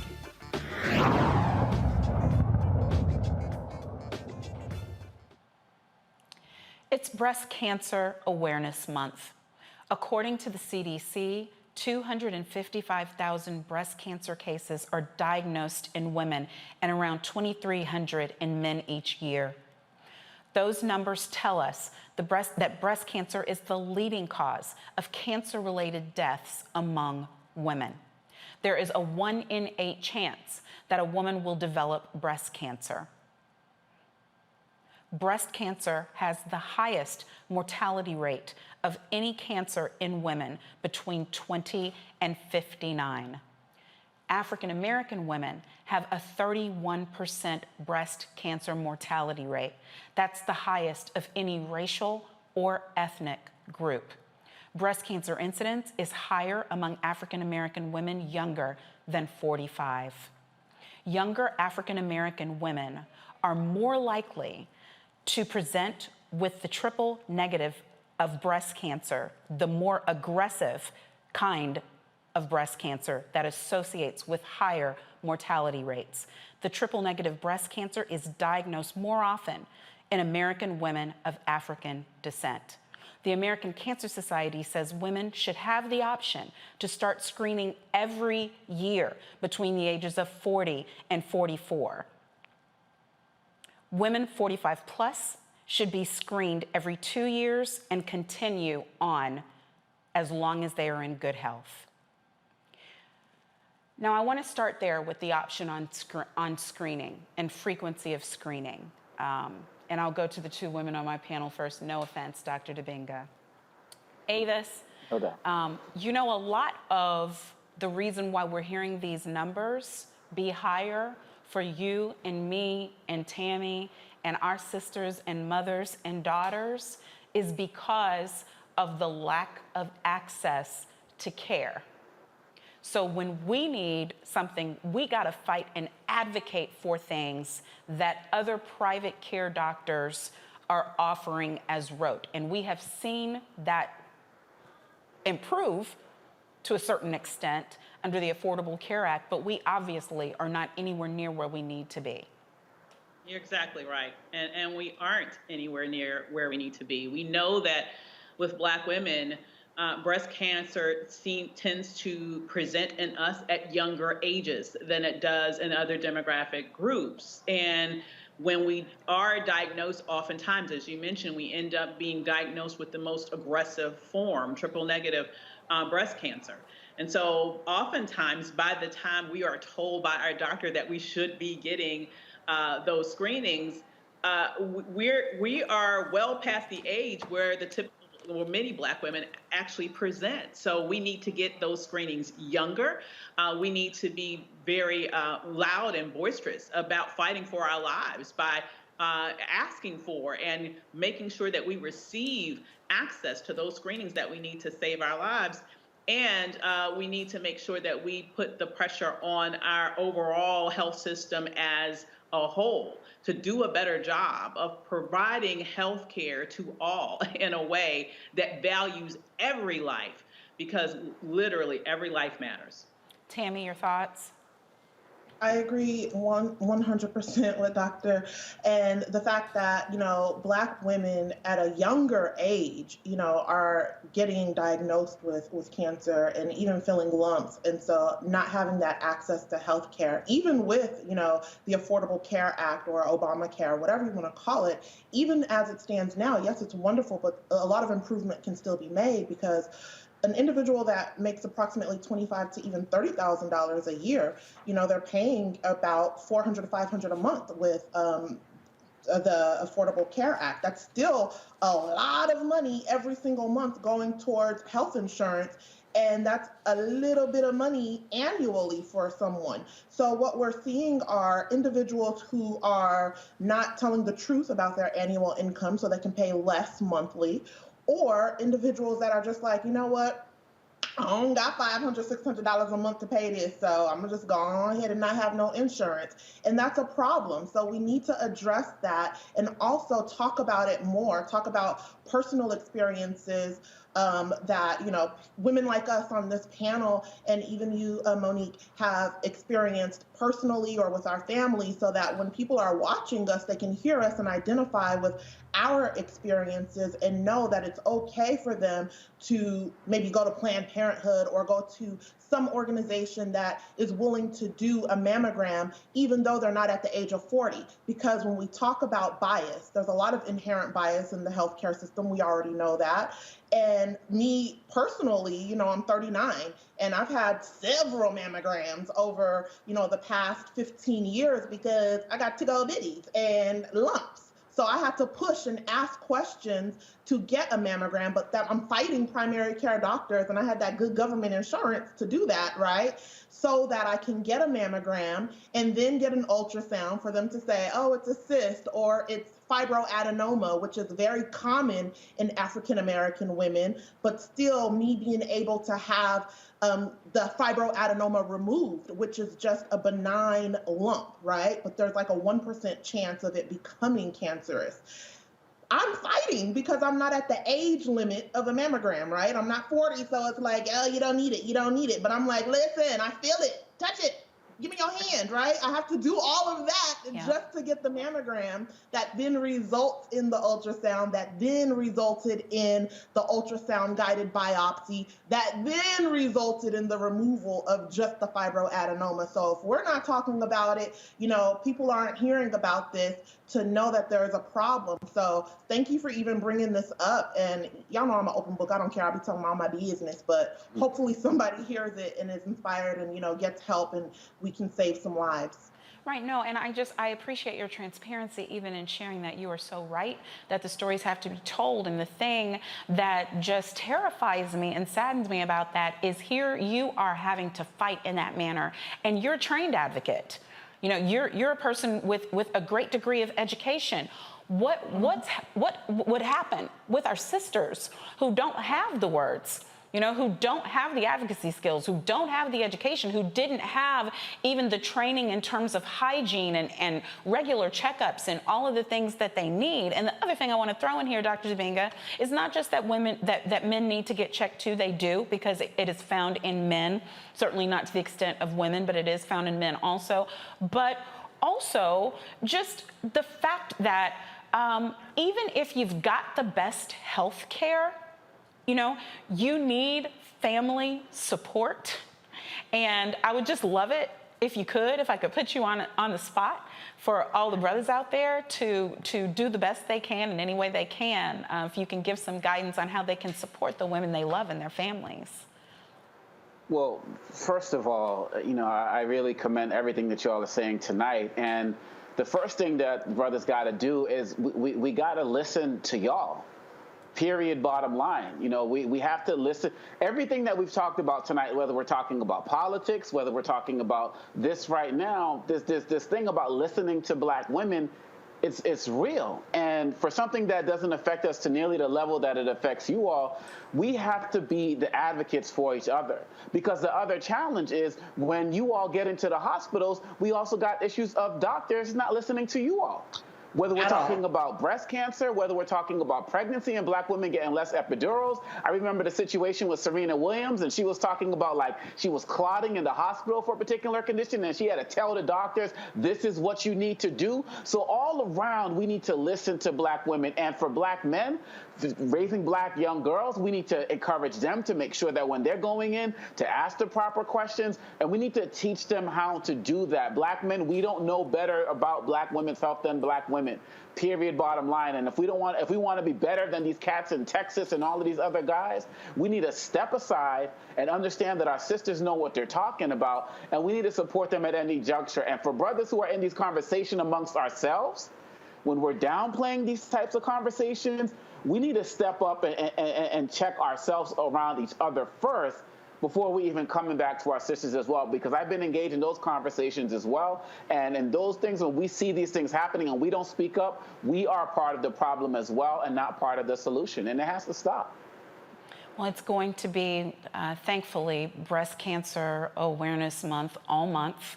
And I know it's not the last time that it will be discussed on this program. It's amazing to me that in this country, you can systemically tear apart the fabric of families for a racial demographic and then expect for them to be able to get family history from the families they no longer know how to reach. So early detection is important. If you don't know mama's history or daddy's history, it's almost impossible. And that's why someone like my sister Tammy at 39 needs to get what she's supposed to get, whether she knows her history or not. If we present with something, believe us. Okay, that's my soapbox for the night. Well, maybe my second one. Despite the widespread COVID vaccine, we're finding, despite the widespread COVID vaccine availability, there have been over 100,000 deaths since mid-June, bringing the total of deaths to 700,000 and more than 44 million cases. As flu season nears, medical professionals are urging patients to get the flu and COVID vaccine. The flu attaches to 295,000 people in the United States. The vaccinated during the holidays need to continue to wear masks. Health experts insist that we will be able to have a vaccine for those that are ages 5 to 15 sooner rather than later. I think that's already available, though, for Pfizer, unless I just read that wrong. Anybody on my panel know? Y'all are the experts. I don't think it's available for 5 to 15 yet. I think, like you said, they've been talking about it. I have a 7-year-old, so I've been on the lookout trying to hear about that. Oh, okay. So what ages can get it now? Give me the facts, y'all. It's how 12 and how up old? for the Pfizer vaccine right now. Oh, okay, the end of this submitted. month. Okay, I'm looking back. Let me look at my notes. We'll meet at the end of this month to discuss Pfizer's vaccine eligibility for children ages 5 to 11. I was on the first thing smoking. The minute they said my kids could get it, I was in there, but that's just me. Okay, comments from our panel. Dr. Dominga?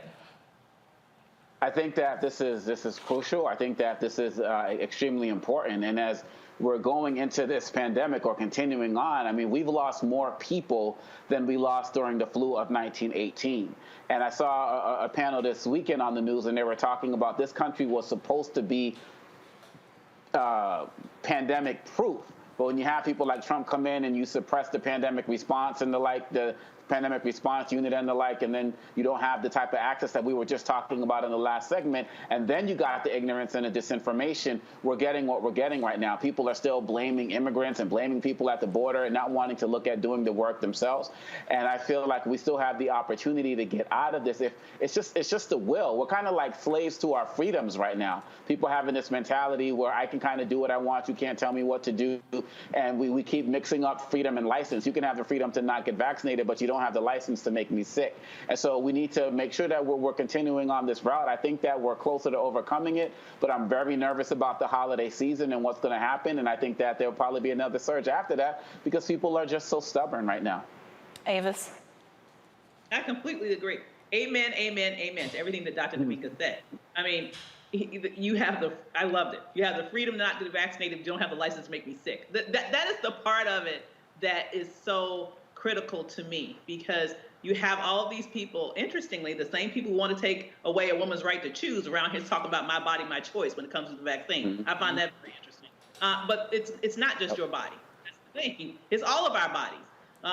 And things, unfortunately, will probably get worse as we head into the colder months and more people are inside. And if people don't start to really take this thing seriously in terms of getting vaccinated, in terms of wearing those masks, we're going to find ourselves once again back in another space where we are seeing spiking rates of COVID. If we want to get past this thing, we all need to do our part, and a major part of that is making sure that you get the vaccine. Get vaxxed, y'all, for all of our sakes. Please, Jesus. All right, Alabama lawmakers pass a law to use COVID relief funds to build more prisons. Let that sink in.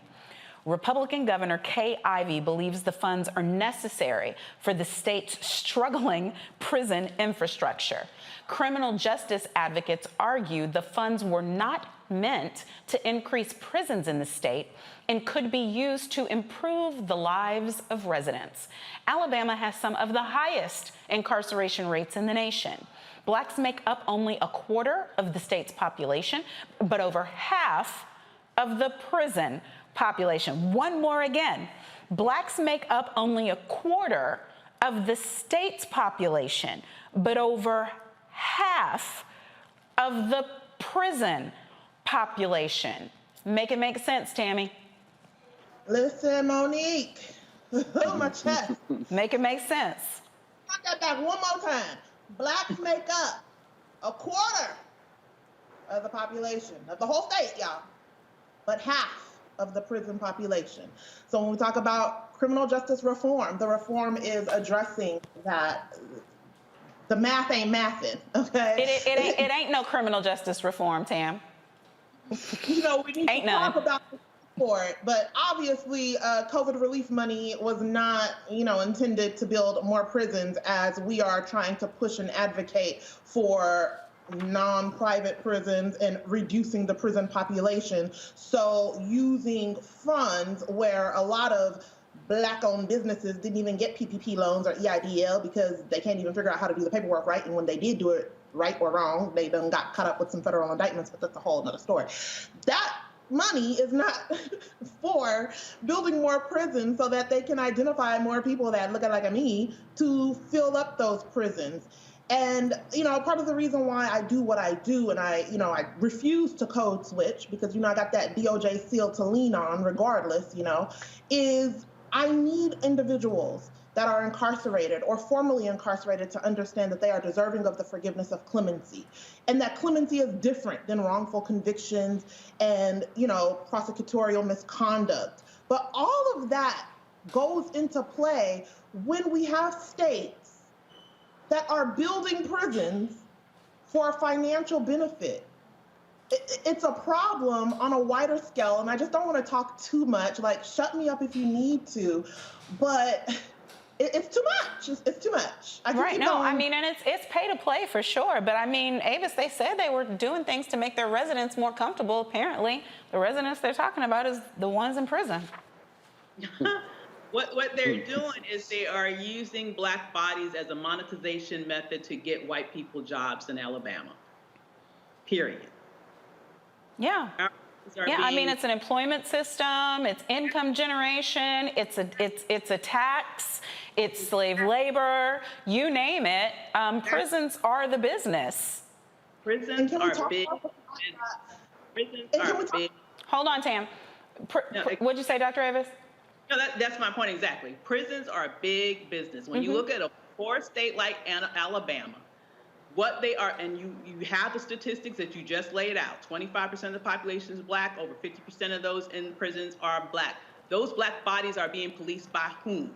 I tell you that it's not being policed by over 50% Black people. I can tell you that. No. So it is. It's being used.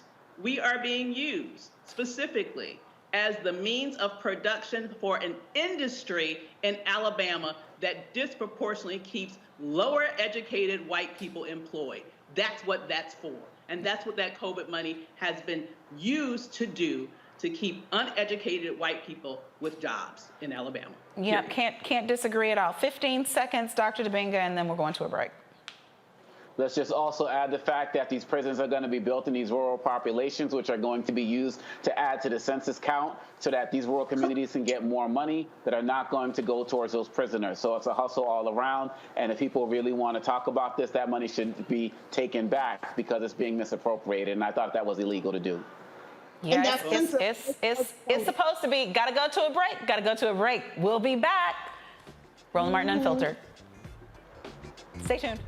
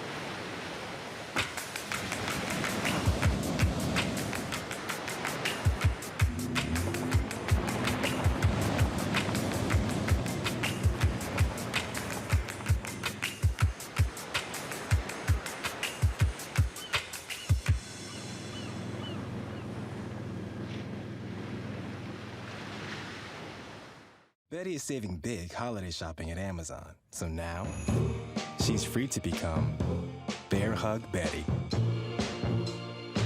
Settle in, kids. You'll be there a while. Ooh, where you going? Hey, I'm Amber Stevens-West. Yo, what up, y'all? This is Jay Ellis, and you're watching Roland Martin Unfiltered.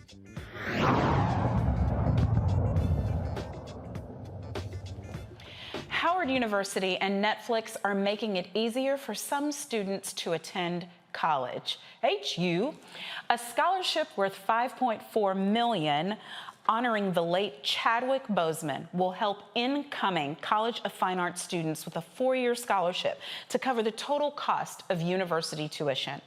In a statement, the school's president spoke about the importance of the scholarship.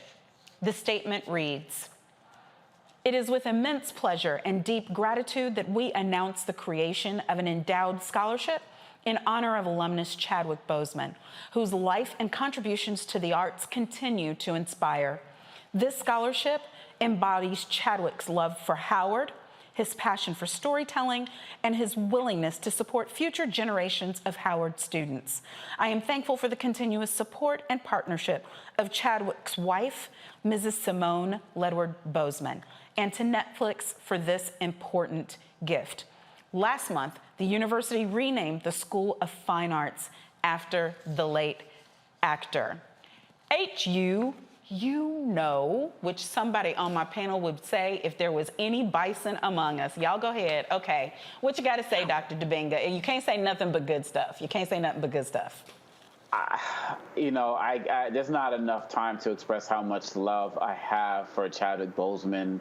Gone too soon, and we're the same age, and I'm so ecstatic from what I'm seeing Howard do to continue to uplift his legacy, and of course Netflix joining as well. And it's just beautiful. It's just beautiful to see. It's just getting emotional just seeing more stories about how people are honoring him, because he's a brother who should just never be forgotten. Tammy. I think it's amazing, spending over a decade in the DC area. You know, I've met a lot of wonderful graduates of HU, and I think specifically having the scholarship for students that are in the fine arts. I think that is one of those majors that I think underrepresented groups struggle to identify with or truly own their passion. That's my little business plug, own their passion of the arts, because I think that whenever you're coming from an underrepresented group and trying to establish yourself and break generational curses, there's this kind of understanding or pressure to have a major that's like medicine or law or engineering. So to focus and to encourage underrepresented groups to express their creativity and to let them know that there is a career in that and there is ownership with creativity. And the fact that it's fine arts, I think not only is it going to benefit those current students, but it's going to encourage other underrepresented groups to seek out majors in the fine arts and know that it's okay to have a career in something that's different than law or a doctor or an engineer. And I think that, you know, Chadwick Boseman has demonstrated that, and his legacy will continue on by hopefully encouraging a lot of people. Amen to that. Dr. Avis, close us out on this. Chadwick Boseman was a beautiful soul whose entire catalog of work makes us proud. And so I am just thrilled to see that he has been honored in this way. I am thrilled for Howard and the students that will benefit from this so that we can keep that memory alive, and beyond that, keep the legacy of creating work and creating art that makes us proud continue to live on for generations. It's beautiful. Yes, I really am thankful just to see him being honored in this way, and to know, as you all said, how many people are going to reap the benefit of the richness of his legacy. I think we made it, y'all. We're not there yet. We have a quick break because all the bills have to be paid, or as the old church folks would say, before we can ask, all hearts and minds are clear. All hearts and minds are clear. We're going to take one more quick break, and then we'll be there. It's time to be smart. When we control our institutions, we win. This is the most important news show on television of any racial background. Y'all put $2, $3, $4, $5, $10, $15, $20, $30 on this and keep this going. What you've done, Roland, since this crisis came out in full bloom. Anybody watching this, tell your friends. Go back and look at the last 2 weeks, especially of Roland Martin Unfiltered. I mean, hell, go back and look at the last 2 days. You've had sitting United States senators today, Klobuchar and Harris. Whatever you have that you can bring to Roland Martin Unfiltered to support it, please do, because this information may literally save your life. Watch Roland Martin Unfiltered daily at 6 p.m. Eastern on YouTube, Facebook, or Periscope, or go to RolandMartinUnfiltered.com. Support the Roland Martin Unfiltered Daily Digital Show by going to RolandMartinUnfiltered.com. Our goal is to get 20,000 of our fans contributing $50 each for the whole year. You can make this possible. RolandMartinUnfiltered.com. Oh, that spin class was brutal. Well, you can try using the Buick's massaging seat. Ooh, yeah, that's nice. Can I use Apple CarPlay to put some music on? Sure, it's wireless. Pick something we all like. Okay, hold on. What's your Buick's Wi-Fi password? Buick Envision 2021. Oh, you should pick something stronger. That's really predictable. That's a really tight spot. Don't worry, I used to hate parallel parking. Me too. Hey. Really outdid yourself. Yes, we did. The all-new Buick Envision, an SUV built around you, all of you. What's up, y'all? I'm Will Packer. Hello, I'm Bishop T.D.J. What up, Lana Well, and you are watching Roland Martin Unfiltered.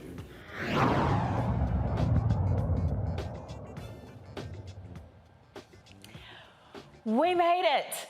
Thanks for joining us here on Roland Martin Unfiltered, streaming on the Black Star Network. Special big thanks to tonight's panel, Dr. Avis Jones-DeWeaver, Dr. Omekongo Dibinga, and attorney Tammy Ellison, ESQ. You guys were phenomenal. Thank you for carrying a sister over the finish line. I love y'all. If you haven't done it yet, download the Black Star Network on all of your devices. You can download on iPhone, Apple TV, Android TV, Roku, Fire TV, Xbox One, Smart TV. Whatever y'all got, download now. Have you downloaded yet? You should be using your phone, downloading right now. If you would like to support us so we can continue bringing you the stories that matter to us, you can support Roland Martin Unfiltered and Black Star Network.